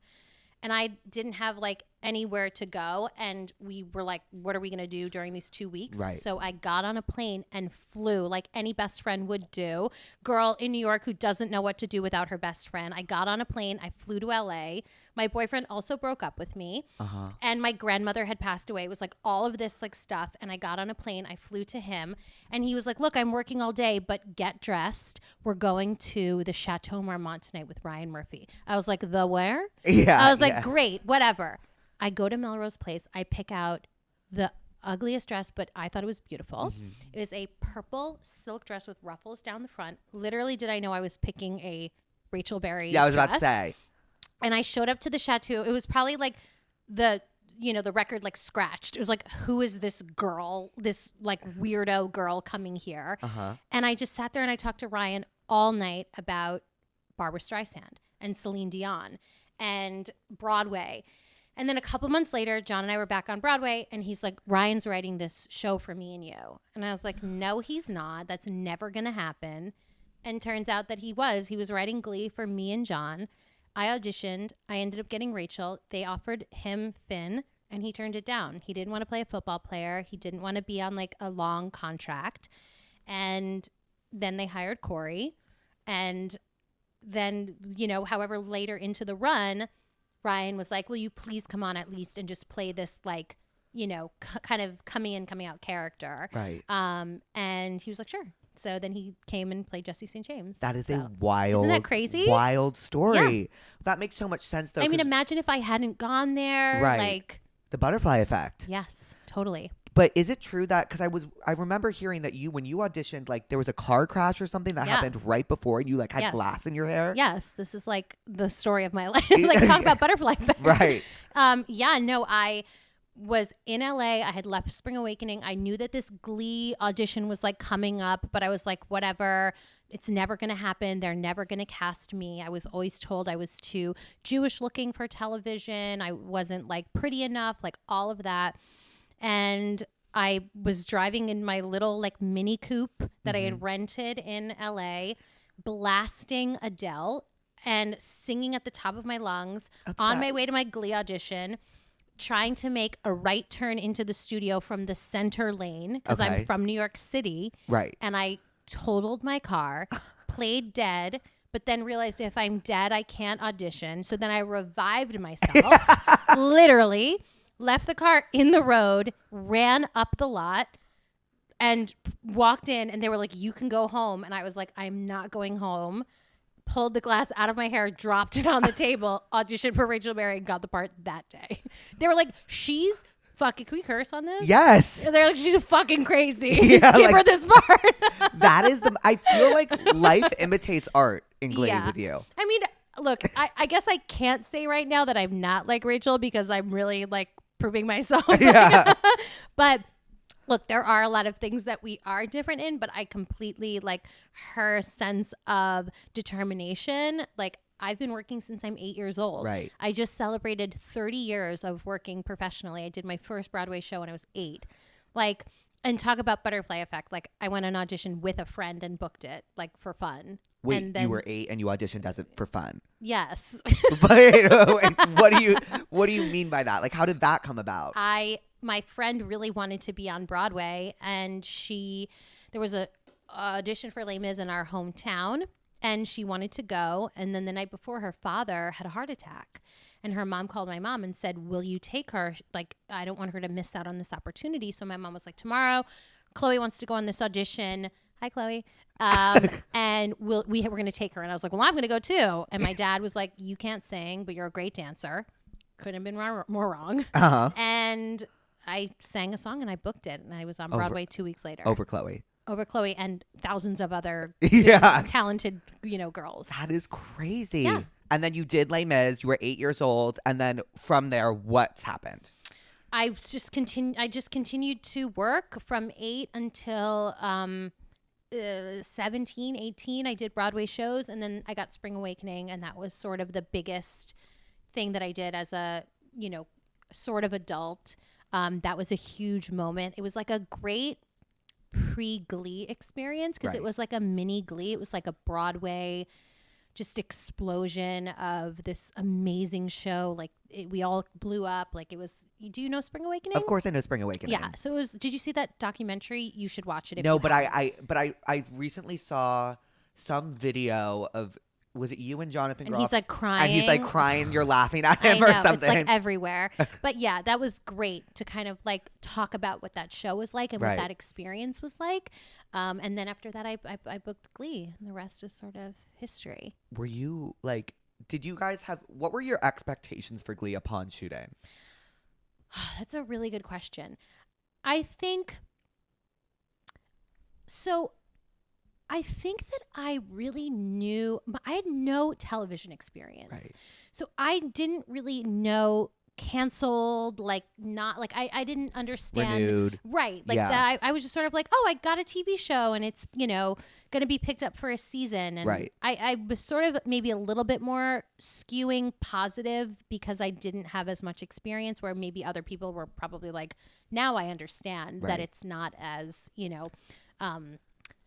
good or whatever.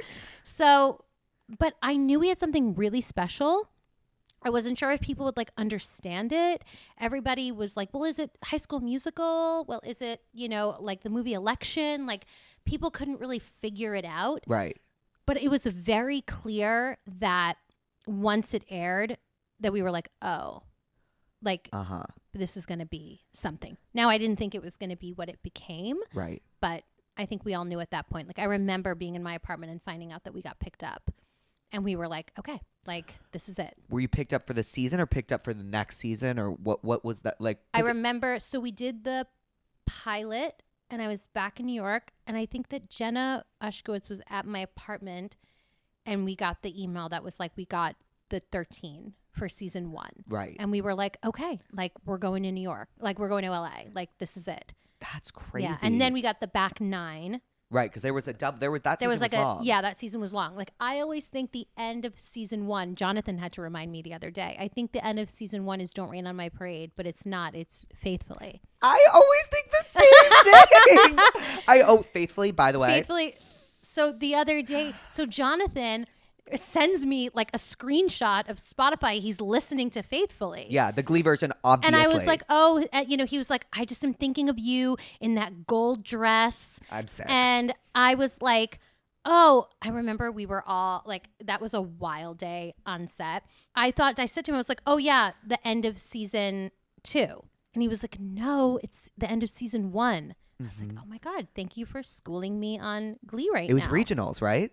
That I don't know. Like that I don't, that's a blur to me. Right. Regionals, nationals. I think it goes sectionals, regionals, nationals. Just school me right now and tell me everything. I've not rewatched like anything. John and I went through a phase where we would get like drunk and then we would watch Glee. We would like late at night at like 2 a.m. be like, let's put it on. And we'd be like, what do we want to watch? And we would like pick like the random musical numbers or whatever. And we would like watch just like bits. But like my husband has never seen Glee. You're kidding. He doesn't like know anything about it. How did you meet him?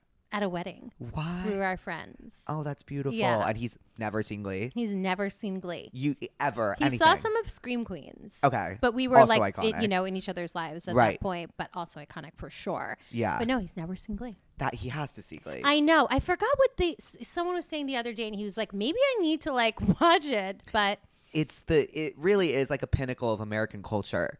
Yeah. Like, so I was rewatching it. It is. What is so funny about that? No, thank you for saying that. That's true. I think so too. I've never seen myself so in a character than I have in Rachel Berry. Do you feel like you're Rachel, or do you feel like Kurt? Oh, like, I'm Rachel. You're Rachel. I'm Rachel. Yeah. I think I'm like, what do you Rachel. think?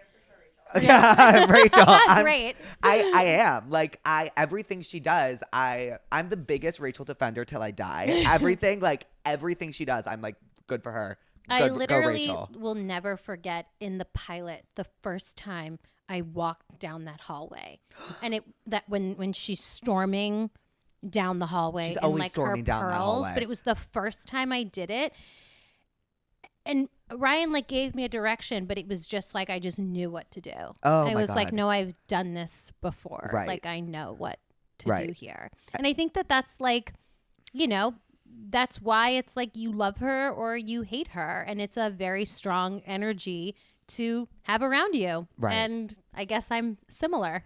I feel like it's because Rachel is so confident in what she likes and loves, and like anybody in this world who is confident in what they like and love, like you're never going to be in between on them because they're not pandering to any sort of side. But if she knows you and loves you, there's no one that is like a greater, Right. stronger friend. And like for me, the people that I'm like very close with in my life, like I'll like do anything for those people that are like my core people in my life, Do you which you're now in. Ah! Seriously, the best day of my life. Like I was thinking on my way here, I wanted to see you guys live at Radio City because you Oh, guys went yeah. on tour, and I was so excited. Everybody in my school Oh was my going to see you guys live at Radio City, and I was so excited. I was trying to get my parents to buy me tickets, and they agreed. And then I got into I think I was like 10, and I got into sorry. I got into a I disagreement. just short circuited.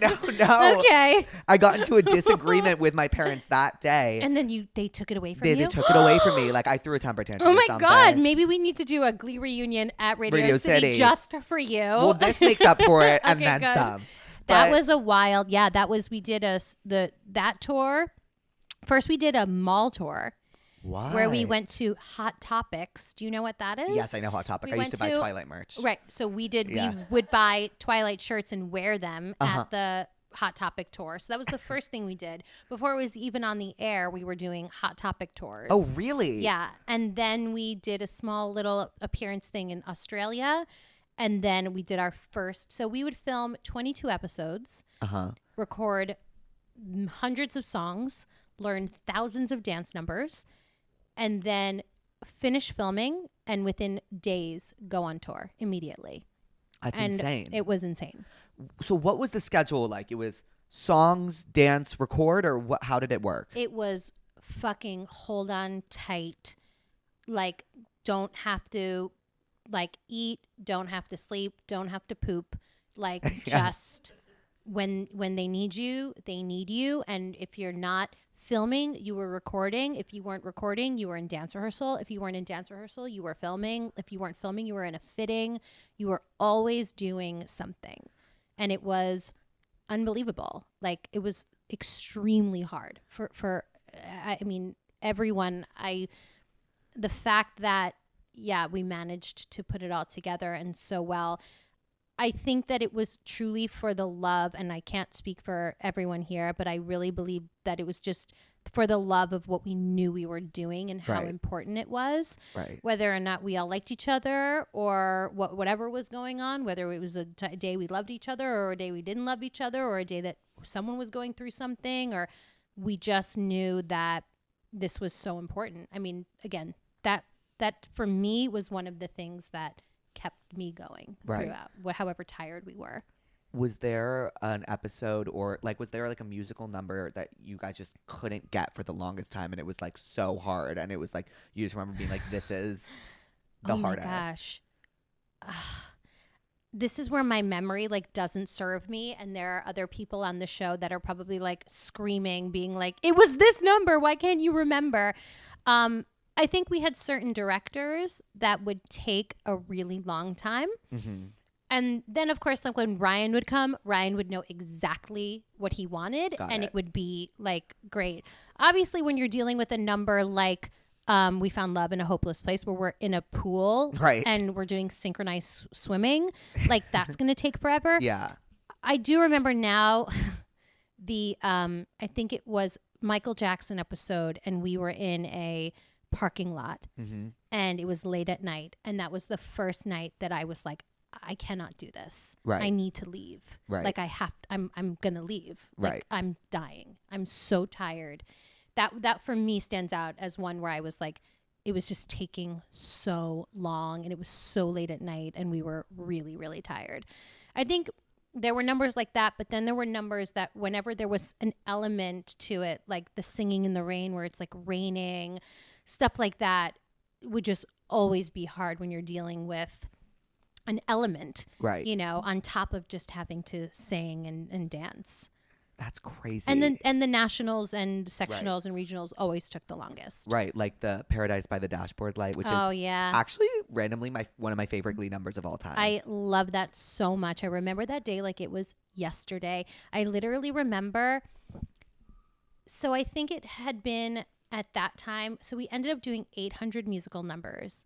That day, maybe we'd hit 500. And they had every number on. I've never told anyone this story before. They were shooting. What are those, like the little, like if it's like Powerball, those like balls. What are those called? Like, you know, it's like these are the numbers. If you win, like like 7, like bingo like, balls. Yeah, but like little light whatever balls. That's the best I can do. Yeah. And they were like shooting them out with like a gun. Okay. And on each ball was a name of a song, and they shot out like 500 in the auditorium. Why? For what reason? Just to be like, yay, we did 500 numbers. Yeah. Catch a little fucking ball. I don't know. I actually stepped outside because I was like, I needed like a minute. And Corey walked outside and he was like, look what I got. He's like, I just randomly picked a ball off the floor and it was Don't Rain on My Parade. And funny enough, like I have so many special things from the show, but that I will never let go of that little fucking whatever you want to call it ball.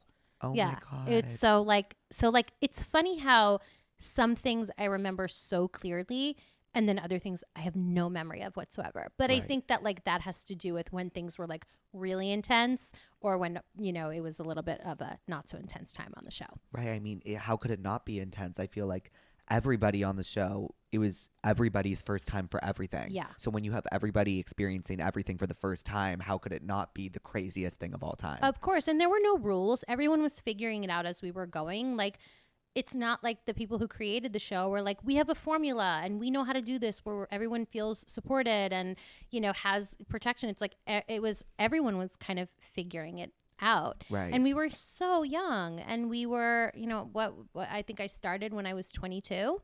Oh my God. You know, and I ended when I was 27 maybe.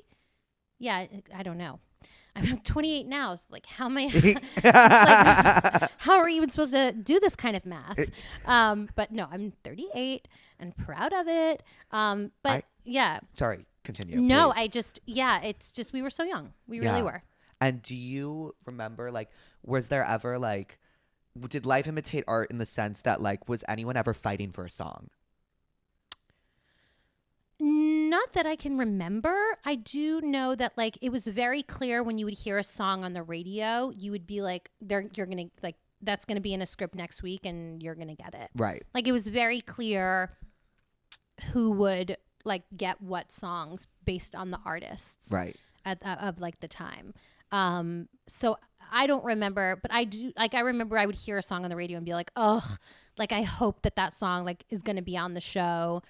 But we were doing so much that like I never felt like I felt very like satiated in that I was doing a lot of different stuff. Right. It was like literally like theater, like high school theater. Yeah. Time like cranked up on fucking who knows what. Right. Like crazy. Like crazy. Like actually like I feel like maybe like the really like kids like younger than me like don't really recognize like at the time like how everywhere Glee was. Like it was inescapable. Like you know what I mean? Like it was so when you weren't filming, were you doing press and promo and just everything under the sun? We were on tour. Right. You know, we did a tour in between almost every season of the show. Right. Except for maybe the last 3 or 4. Because we did, like I said, the Hot Topic tour, the Australia tour, the Radio City run, and then the worldwide one With the 3D movie. And then there was the 3D movie. Yeah. So every break we had something, and we were always working. So it was never like, oh, and now I'm going to go. I mean, maybe we would go away for a little while and I would come here and I would go back home and always felt so safe. Like the city's like the best place to come back to. But it was very different. Life was very different. I mean, I had a tour bus that would go past my house in West Hollywood, and you would hear it. I'd be in the house. It'd be like, Leah Michelle, Rachel Berry on Glee. And then it would be like, I would hear Don't Rain on My Parade playing while I'm sitting in my living room. And then fast forward like 4 years later, I bought a house like so high up in a canyon, far, far, far, like deep in, Pacific Palisades, because I was like, I have to get out of West Hollywood. Wait, they can do that? They can drive by your house and like say to people that's where you live? Yes, and there was also a tour bus that used to drive by my house. My publicist will probably want to cut this, but it was the tour of people that have died. And after everything happened, this bus would come by. It was like the, whatever Hollywood tragedy tour bus. And here I was 26 years old, and this tour bus would go by my house. And every day I would hear like, these are the details and blah, blah, blah, blah, blah. And like eerie music would be playing from the tour bus. And there I was just at home. Everyone should see the shocked faces of everyone behind the camera. No, I mean, I think...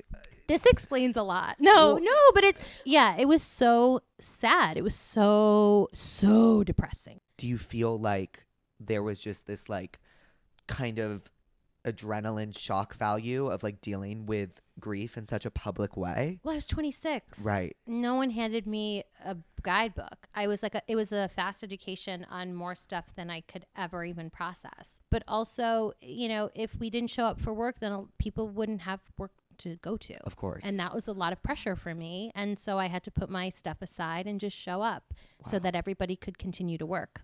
Do you feel though as like you guys all banded together in like a very tight knit way? No. Really?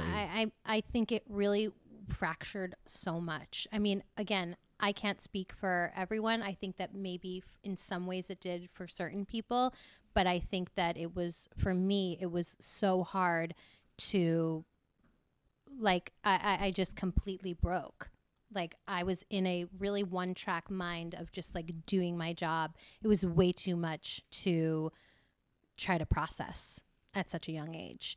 But I'm very grateful for everyone there, whether or not they know it. Like I personally felt a lot of support and from everybody in the building, like helping me to get through, especially from the crew.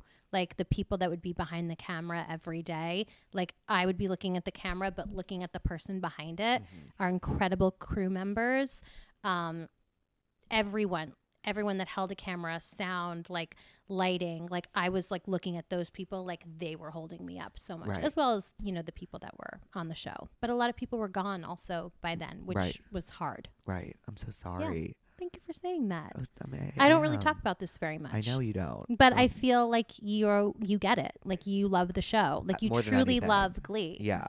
Glee changed my life. Like it changed mine too, and changed a lot of people's lives. And I think that, like I said, despite all of this, I really look back on it and look back at Rachel as just someone and something so special to me. So grateful that you were like talking about everything with me. I feel so honored. I had my daughter in August. I'm a mom. I have 2 kids now. Right. And I just feel like, especially after having my second baby, I had my son during the pandemic.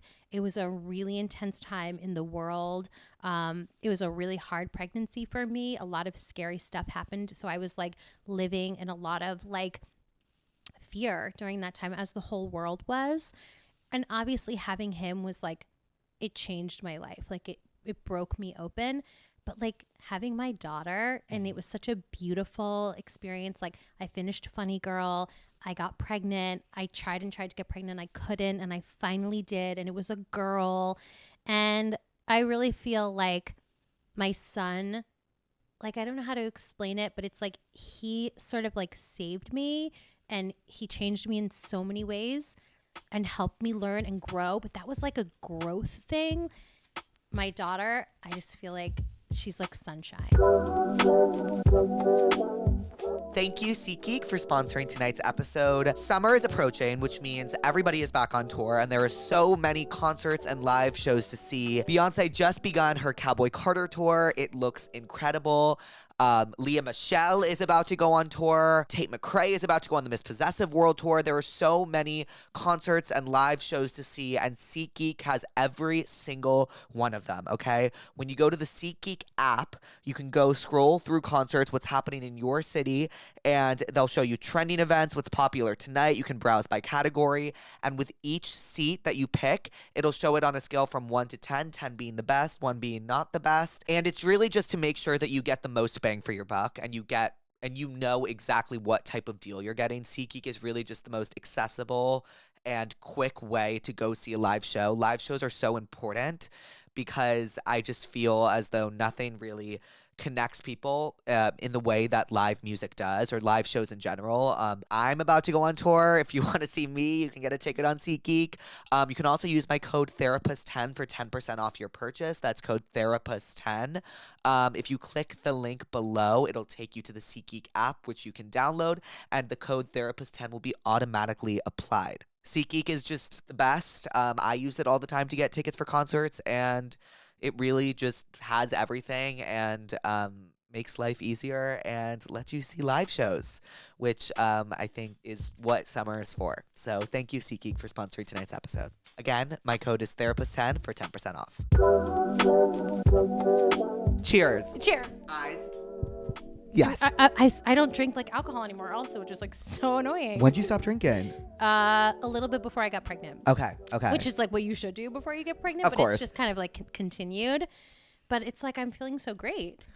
So you were like, you stopped drinking, obviously, before the pregnancy. I'll have like a little, like my husband and I had a little champagne on my anniversary, but Right. like totally like so much less. Right. Yeah. Wow, Sorry. congratulations. Party Leah, no more. Were you a party girl? I love a good, I've never done drugs in my life. Uh-huh.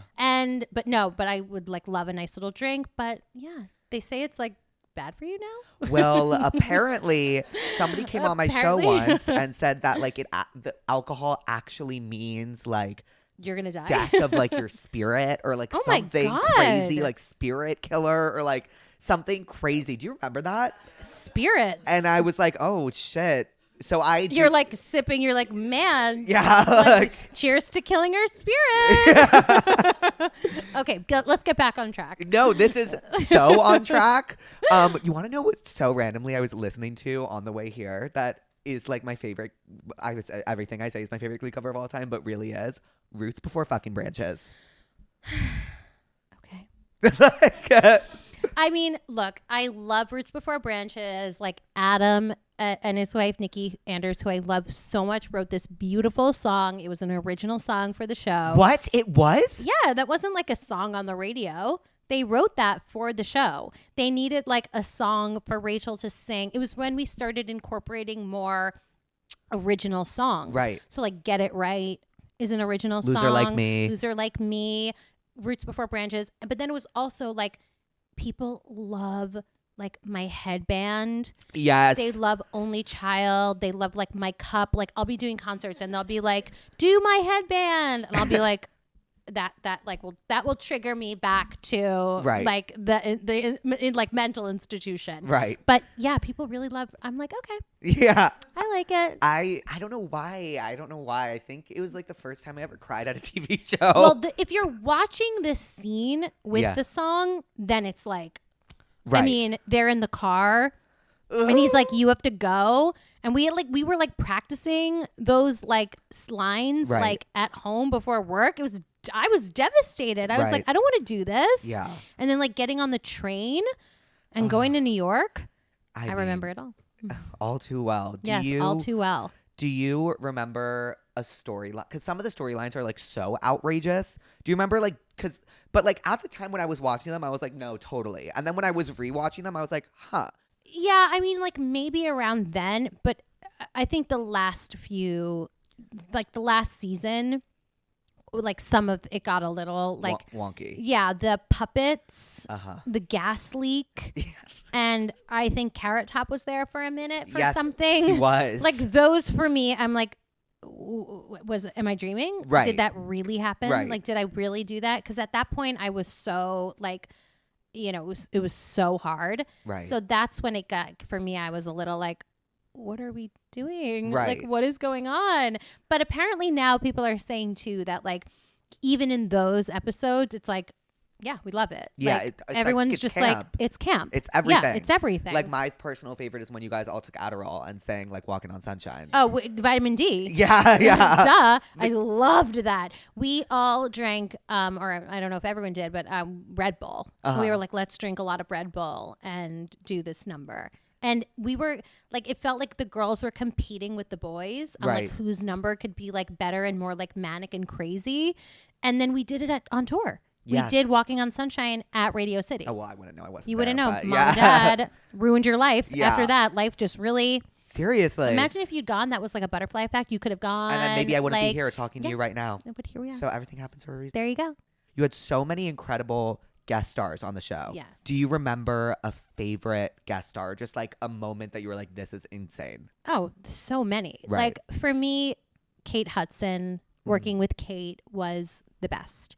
She became a really good friend to me and like a lifeline, and that I love Kate forever and her family. So working with Kate, singing with her, like Almost Famous is my favorite movie of all time. So that was like major. And I met her and she was so kind. And I don't know if I was like what I was expecting, but she's such a girl's girl and she's the greatest. So Kate, watching her sing and dance and her energy, she glows from within. Like, oh, she is such an icon and I love her. And so Kate was like number one. What was it like with Adina? Love Adina. I can't like talk enough about my love for Adina. I would go to when Adina was in Wicked and I was in Spring Awakening, I would find out that Adina would go and do Bikram yoga in between shows on Wednesdays. So I would then go to Bikram yoga, just happened to be there in the same class that Adina was, and would be like stretching and be like, "Hi Adina, like how are you?" Like a crazy fan. Like I went to the stage door of Wicked, like love her, love Kristen too. I mean, don't even get me started about Kristen. Right. She is like a rock, and I literally love her. And I have to this day, like if I need advice about anything, I call Kristen, and she's like gives the best advice, and she always picks up the phone, and she is wonderful. Adina for me though, like I wanted to be Elphaba, and like I just always looked up to her. And Rent, I wanted to be Maureen. Like I was so obsessed with her. And so the fact that she came on and she played my mom, it was wild. It was so wild. And she, you know, she said to me at the time, she was like, are you realizing like what's happening here? Like, are you appreciating this? Like she was trying to get me to kind of like stop and like really like look. And I was like, of course I am. Like, but I'm so tired. Like I'm too tired to even like, but I look back on it now and I was like, I really wasn't. You know, like I really wasn't stopping and like looking around and being like, I think in order to survive, I needed to have such blinders on. Of course. But she was really trying to give me like such good advice. But I just loved working with her, and she's such an amazing person. Just recently, she did a favor for me, and she left a voicemail for my son as Elsa, because I freeze his toys in ice and leave them in his room, and I tell him Elsa came and froze his toys. That's really sweet. And I play like Let It Go, and I'm like, Elsa came again, and gotta like break this ice, and he like loves it. And so then she was so sweet, and she left a voice, and she's like, "Hi Ever, it's Elsa," and she like sang Let It Go, and it was like the kindest thing. So go see Redwood and go Adina. Wow, that She's the is sweetest. incredible. Yeah. Oh my God, I don't even know. I'm like leaving you like Speechless? Like, yeah, a little. I'm like, was there a moment where you were like, because you talked about having such blinders on, was there a moment though where you were like able to stop and look at the view and be like, holy fuck? Any like pinch me moments? Maybe like on the tours, there was more opportunity to do that, Right. because when we were filming, it was so chaotic. But I have one memory that comes of we were playing Madison Square Garden. Like this will make me cry. Like I'm from New York. Like I'm a New Yorker.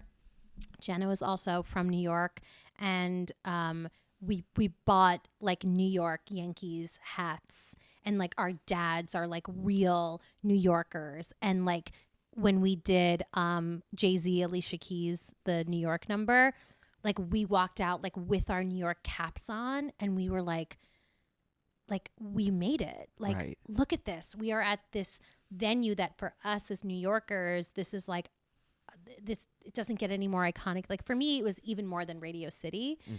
And I remember like looking out and like wearing that New York cap and being like, whoa, like, and really soaking it in that moment. I have a few like that, but that was definitely one of them. Oh, I can't even imagine. Filming was too much. Yeah. Like you never had the time to stop. Right. You know, but of course, like I remember Oprah, I remember the White House, like things like that were moments where we were like, oh my God.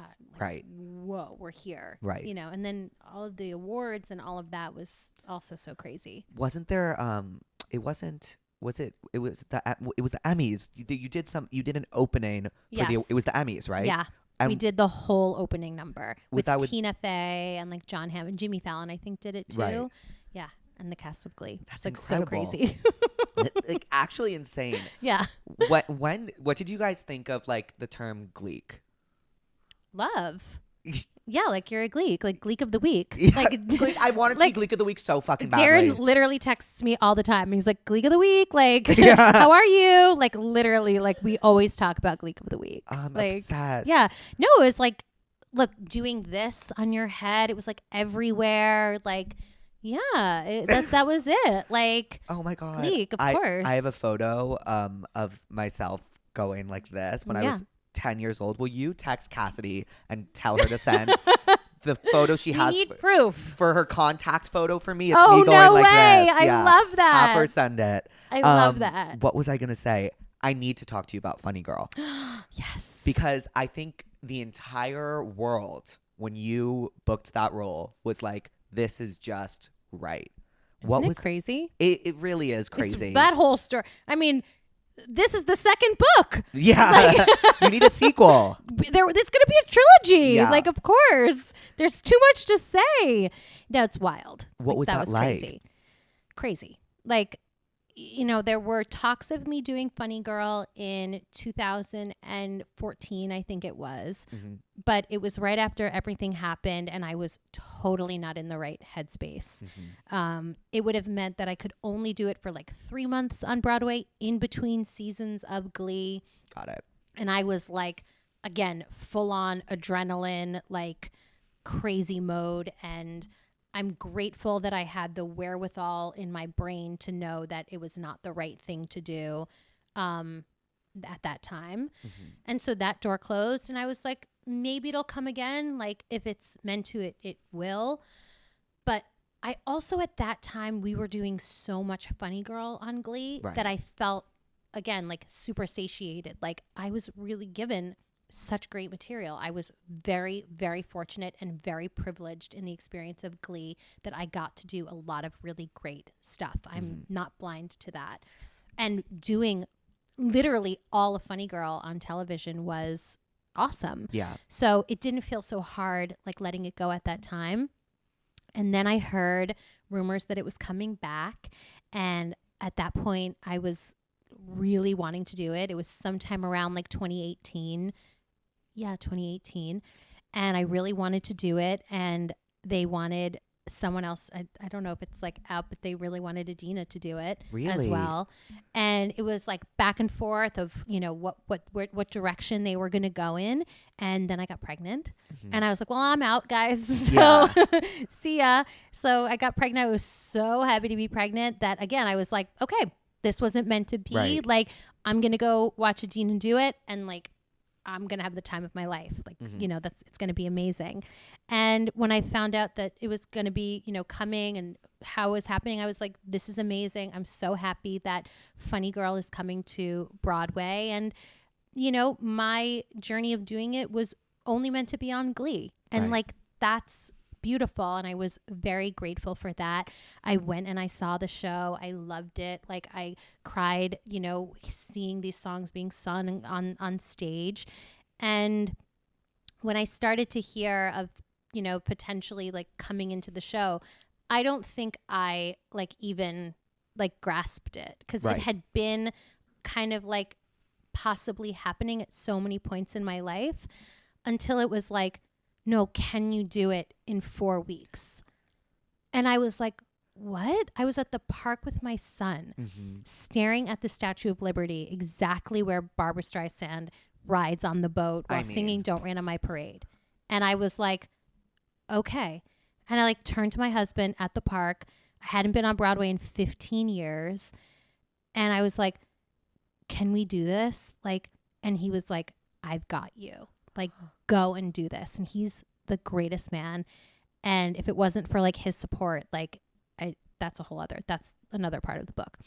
And I was like, okay. Because we had no playbook on how our family would kind of, you know, and I just dove right in.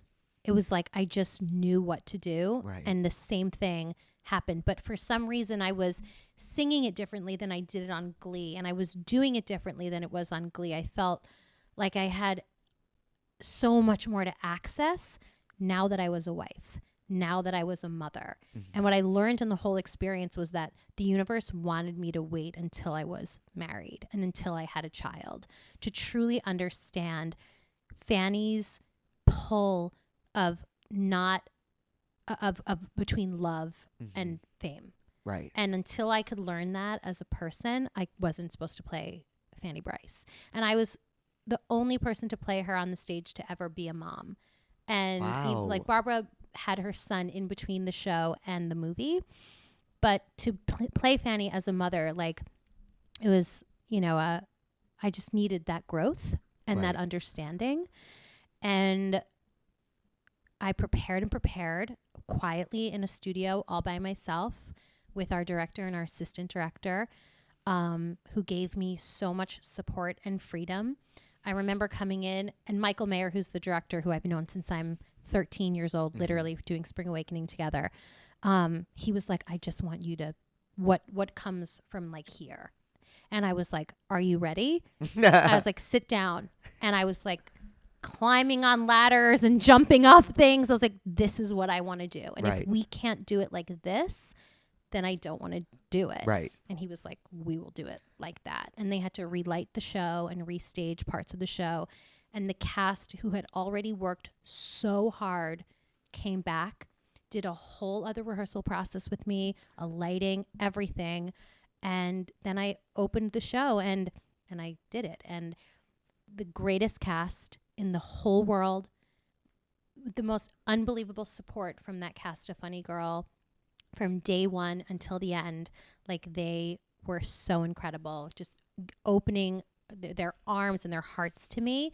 It was the greatest professional experience that I've ever had in my life. I'm grateful to look back and like have the best memories with on stage and off, and I just loved it. It was unbelievable. My last night was crazy. Why, like it was just like, well, it got really hard. Yeah. Like, you know, I don't think the adrenaline faded by like 6 months in, and I started to really feel like what it felt like. My body hadn't done anything like that in a really long time. You know, I found out I had endometriosis halfway through, and I was trying to get pregnant and I couldn't, and I had a lot of losses, and you know, I'm older than I was when I was on Broadway before, and I'm taking care of my son was in the hospital, you know, halfway through the run as well. And it's like life is happening while you're doing it, and you need to show up and you need to do your best every night. And the people that are sitting in the audience, they don't know, they don't care, you know. I mean, not that they don't care, but they don't know. And they just want to see you do a great job, and as they should, you know. But it got very hard, and I really started to miss, you know, my son started to get like, you know, when are you coming home? Right. And so it was time, and it was perfect, and it was unbelievable that last night, and I'm still just on such a high from it. Well, first off, congratulations. Thank you. Second off, what do you feel the difference is in doing Broadway, doing television? Because both are incredibly hard. I feel like Broadway's 6-7 times a week. 8. So is 8? Yeah. Oh my God. I'm a Funny Girl. I did 7 shows.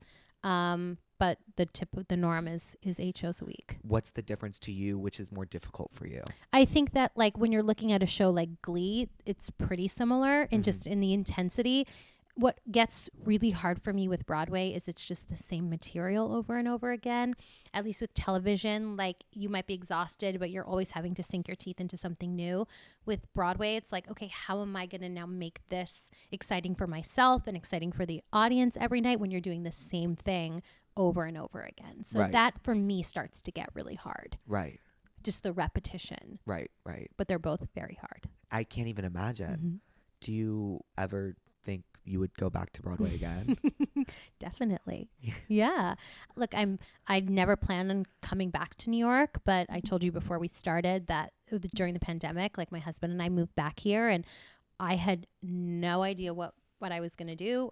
I didn't know where my career was going to go. I had no idea. All I knew was, you know, I was so grateful to have our son and my husband, and we were back home. And then Funny Girl came along, and it really just reignited this passion that I have for Broadway, from the thing that I've been doing since I'm such a young girl, and for my city. So to have the opportunity to come back, like, it would be unbelievable. Right. But, you know, I don't know if anything will ever be as hard as Fanny Bryce. Yeah. But each will have its own, you know, challenges and I haven't seen a Broadway show in forever. What? Yes. My Wait, mom. weren't we talking that you were going to go see Merrily? No, I was going to see Merrily. I was also going to see Funny Girl. And then that's right. I kept not You kept missing it. me. I kept missing when you were going to do it. Right. And then I think the last Broadway show I saw, and this is really going to tell you how long ago it was, I think it was Fun Home. Oh, yeah. Wow. With my mom. A long time ago. Long time ago. Gotta get you. I know. Well, maybe when you move back here. I know. I we'll really be like, want to. yeah, we'll come all the time. What are you therapist about today? What am I therapist about today? Like, what am I like angry about? I mean, I legitimately have a mouthful of canker sores because how bad does it hurt? It hurts so. No, it's like ever since I was like a little kid, it's like an immune like thing. And if I'm like tired or like stressed, and so it does look like I had like really great lip injections. Your lips look amazing. Thank you. But that really sucks right now. Like I can't. Whenever I have canker sores, like I literally like.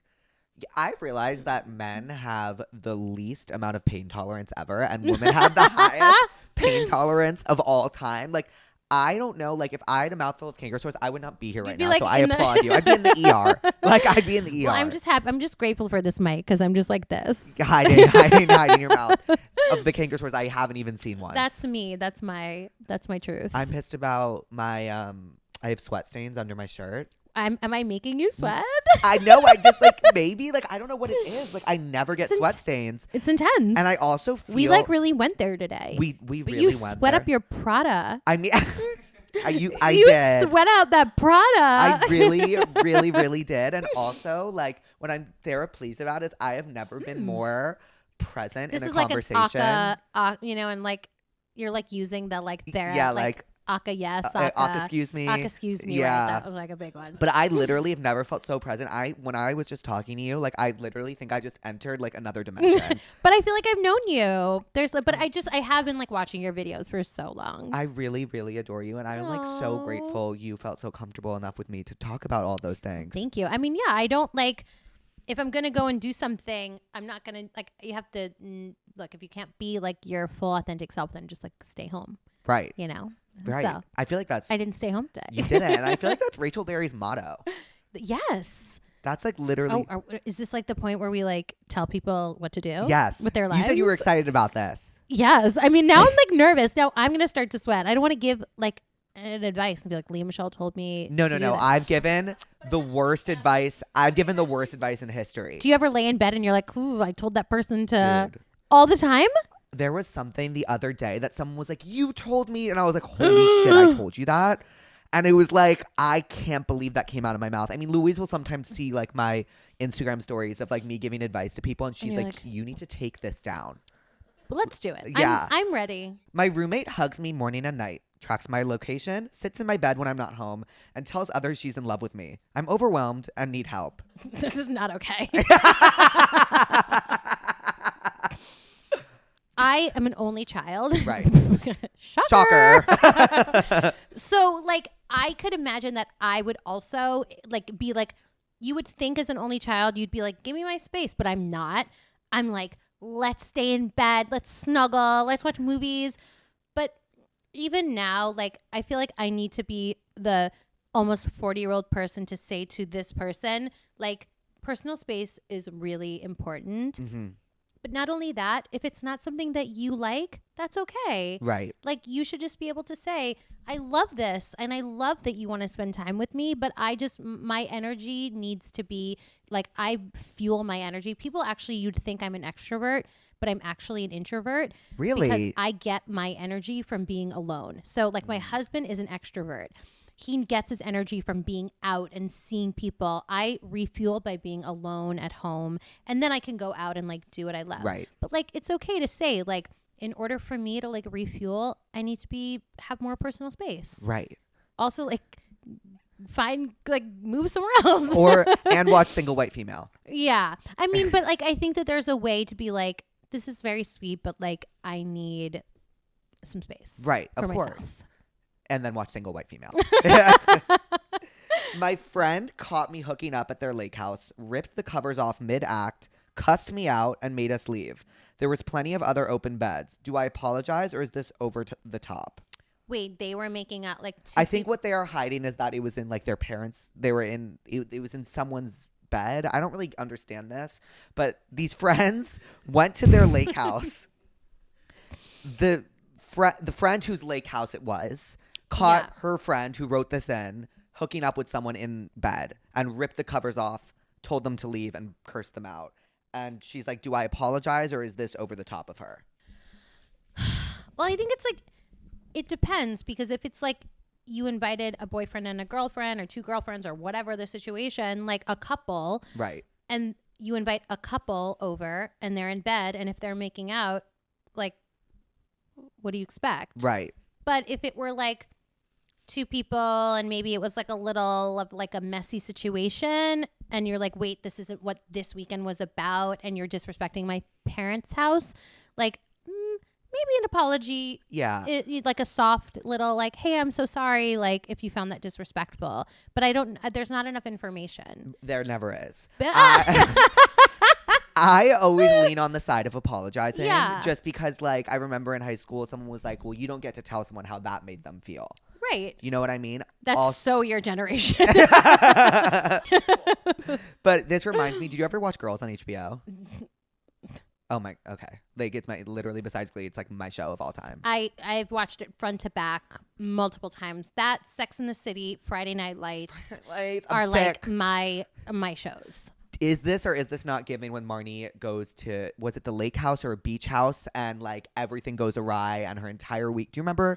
That was like later. Yes. And like and then what's her name? Hannah's like not feeling it, and No, she's Hannah like invites all the guys over, and Yeah. then Marnie's like, "Fuck you," and I mean that was like later. but that's what this is giving. That's to what it's me. giving to you. It's yeah. like you don't know what this weekend meant to Marnie. And Yeah, I Marnie- mean, also like people feel a certain way about their home that like maybe if it were your parents' house, like they wouldn't care. Right. But like other people's family, like they might, and so a soft apology never hurt. Yeah, it really didn't. Yeah. My ex was 10 hours late to my birthday. Brought flowers. My ex? Wait, I don't understand how to give advice to this one. Okay. It just says my ex was 10 hours late to my birthday, brought flowers and a plan B. That was the entire gift. Like, girl, what the fuck? Help. Well, this person's your ex. Right, so that's what congrats. I'm thinking. Like, if it was your boyfriend, then we'd have a different conversation. Plan B, but- like the drug? Right? Like, I don't understand this. Wow. I placed first at a debate competition and qualified for nationals. I'm sick already. Wait, Like, I was a national debater in New Jersey, like Bergen County champion debater over here. Okay, I would pay money, obviously, To see me in a debate? yes, like, I would say I would pay money for a Leah Michelle debate tour. Like, but like We were, as me Rachel and my Berry. partner, Samantha Melnick, like we crushed. We would do like matching outfits. I'm sick. Like it was, yeah, I loved the debate team. For everyone who thinks that I can't fucking read, like I was on the debate team. I mean, I would like write speeches and like it was just, yeah, You that's must a think whole that rumor other... is like hysterical or does it actually piss you off? It depends on the day. Yeah. Like, it really depends on the day. Like, sometimes I think it's crazy that people care enough about me that they would make up something that someone has so little to do in their life and their day that they would waste it on, like, me is, like, hilarious to me. And then there are moments where I fucking get so frustrated by it because I'm one of the only women in my whole family to get accepted to college. You know, my mother and my mother's whole family was like extremely poor, like from the Bronx, like not very well like educated, and my parents moved me from the Bronx to New Jersey to get a good education and to thrive, and I did, and my parents and my family are like so proud of that. And it really like was so important for like my grandmother to see me, and so for someone to like minimize that, like, Right. it's like so sad Yeah. and so frustrating. But yeah, I don't know, it's wild. It's wild. Really wild. It's A wild. crazy thing. It's like I'll never forget, like, the same day that all came out, like, Donald Trump said he was going to, like, punch John McCain in the face or something like that. It was 2015. And he said something, like, so wild. But what was trending online more was Leah Michelle can't read. And Ryan Murphy called me and he was like, have you heard this rumor? And I was like, no, what's going on? And like, yeah, the fact that we are here all these years later. Give me I'm reading them. I'm sick. I'm sick. I didn't memorize it. Jonathan is not here to read me this shit. Okay, ready? I placed first in my debate competition and qualified for nationals. What does this word say? No. But after seeing the score sheets, I don't think I actually won. Should I speak up or just take the win? And not a fucking stutter. Not The a fucking theories. stutter. Oh my God, the theories are going to be like, Jake called her in advance. This doesn't prove anything. Like, She memorized it. She saw the cards in advance. This proves nothing. I feel as though as now the rumor is so camp. It's so camp and so out of love from the gay community at this point. Is it though? I don't know. Jonathan did a podcast and someone was like, can Leah read? And his response to me was like so funny. He was like, do you really think she can't? Like, what the fuck does that say about you? Right. But yeah, okay. I'm going to keep okay, what should this person do? Take the win or tell the truth? Well, I didn't even catch it. I was so enamored. Let me read it to you Okay. again, Jake. Okay. I placed first at a debate. I have photographic memory too. Okay. How do you think I memorized all of those Rachel Berry? I know you can read. I know you can read. Okay, I placed first at a debate competition, qualified for nationals, but after seeing the score sheet, I don't think I actually won. Should I speak up or take the win? Take the win. Oh, okay. Look, it's not your fault that they Yeah. scored it wrong. Like, take the win. Take the Whatever. win. Right. Is this like okay for your show? Please. Okay. My boyfriend of 2 years, mom, constantly makes rude comments about my body in front of his dad. Oh. He never defends me, and I don't know what to do anymore.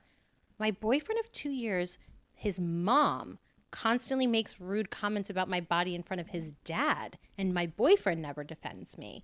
Oh, it's giving like the mom is super insecure and like Whoa, yeah. maybe is like super Like doesn't want the dad to yeah, be like. that's creepy. That's creepy, but you need to say something to your boyfriend He and never be like, defends me, and I don't know what to do anymore. Definitely say something. yeah, I would definitely say something. be like, this makes me really uncomfortable. Right. If it were me, I'd say something like right then and there. Right. And To be the like mom. and be like, what? Or I just start wearing like really sexy outfits. Yes, yeah. You would say something to the mom? No, in the moment, Yeah. I'd be like, oh, that's not nice. Yeah. Like, right? Do you believe that like when you're marrying someone, you're marrying their family as well? Or like Yes. I mean, I love my mother-in-law and father-in-law. Like I got very, very lucky. Uh-huh. But you want a partner who loves their parents. Right. Like I love my mom and dad. I'm like super close with my mom and dad. So of course you want like you're marrying their family because you want them to be super close. Like at least that's what I want because like that's the kind of relationship that I'm used to, and Right. like we have the same like similar family dynamic, and that's why like our families work together so well. Right. Well, if I was this girl, I would watch Monster-in-Law. Oh, this is like beyond monster. Yeah. There's something going on with the dad. Okay. I'm just like praying that I can like don't stutter. I stayed in my hometown for university because of my boyfriend. I stayed in my hometown for university. Is that like overseas they call it university? Yeah, so it would be like staying in New York for college or Got staying it. in New Jersey for college. Okay, I stayed in my hometown for university because of my boyfriend. Now I feel stuck, full of FOMO and regret. Not do you love how I read it? Like Yes, like Rachel. and regret not leaving like all of my friends did. I don't know. That's Rachel. Yeah. I don't know if I should transfer or just stick through it and leave after. No, you gotta go. You gotta go. You gotta go. Roots before branches. You've gotta go. Yes. Yeah. No, you. If you're feeling FOMO now, It's like, only gonna get worse. yes. And if you're worried that your relationship like isn't gonna last, Then like you shouldn't be in that relationship. 100%. Also, like, you can't focus on the past. Like, what's done is done. You already stayed for a year. You already And it doesn't feel right. And it doesn't feel right. Get out of there. Out of there. Roots before branches. Yes. Hashtag.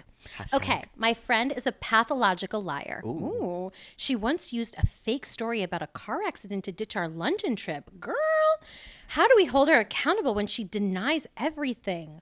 Oh, you can't be friends with her What if this anymore. was me and my fake story about my car accident getting to Glee? I was thought like, about your car accident while I was listening to that, but that is crazy. who wrote this about me, Jonathan? Yeah, of course you have to hold her accountable. Yeah, and be like, you're a liar. Yeah. I hate when people lie. It's like my number one thing. I can't do it. Yeah, no. This is not okay. Also, like the first line, my friend is a pathological liar. It's like, that's not a friend. That's not okay. Because how are you going to ever know if they're telling the truth ever? Right. They're like, I love you. Right. But not good. Right. Oh my God, this next one. I fainted while getting a haircut and it fucked up my hair. Like bad. There's a huge trimmer mark. What should I do? It looks horrible. You can always get it fixed. One time when I was Why a kid, did you faint? maybe she's scared of scissors. Oh my God. One time I cut my friend's hair. We cut each other's hair in the closet, and we got in so much trouble. Well, This is deep. yeah, I think we like hid in a closet and cut each other's hair. Oh my Super random, God. actually, and we got Bad in lighting. No, we got in so much trouble for cutting each other's hair, and it looked so bad. Her hair was just mauled. Like I wrecked the You hair. gotta Like just- I just did the worst job, and she was able to go to the hairstylist and get it fixed. Go get it fixed. Go get it fixed, and maybe take like a beta blocker or something that like relaxes Yes. you. Love a propanol. Yeah. Like- Ooh, what's a propanol? That's beta blocker. Oh, got it, got it, That's got it, the got it, like got it. prescribed Yeah, okay, name cool. for that. No, I get terrible stage fright. No, you don't. Horrible stage fright. Still to this day? Oh yeah. Yeah. Like I don't take beta blockers. I have taken them before. Right. Weirdly, I get more nervous for more intimate. Like just recently I sang at a birthday party with like 100 people and I was like all I had to do was sing Don't Rain on My Parade and I felt like I was going to have a heart attack. And like I feel like I'm going to faint. It's so bad. And no one knows, but like I was nervous every night before Funny Girl. Every Really? single night. Like I get such bad stage fright and my like nervous and anxiety are so bad. So, but yes. So Where do you beta feel blockers your for life. anxiety? Because like sometimes Here. yeah. Like here. Yeah. Like right here in my chest. And how does it manifest for you? Do you like pace? Do you sit, quiet, talk? Like I what? can't talk. Okay. Or I'll talk a lot and like you'll never know it, but I'm dying inside. Wow. And I just, and the minute I get out there, I feel like I'm going to faint. And then when does it ever go away? Do It you never goes away. throughout the entire time? you're Usually performing? like halfway through, I'll like feel a little bit better. And then when I'm done, I'm exhausted. right, because you're exerting so much mental So strength. much stress and Yeah. worry. Yeah. Wow. I know. If I can like count on one hand the only times like that I haven't been nervous. Which was I mean, weirdly, when I sang Don't Rain on My Parade at the Tony Awards this last time, Yeah. I was just in such a flow of doing the show. right. So this one is really deep. I've been really depressed and I don't know what to do. And there's some pick-me-ups to recommend. So Yeah. Okay, well, Leo, Leo, wait, this is just part one. this is. I I'll mean, come back.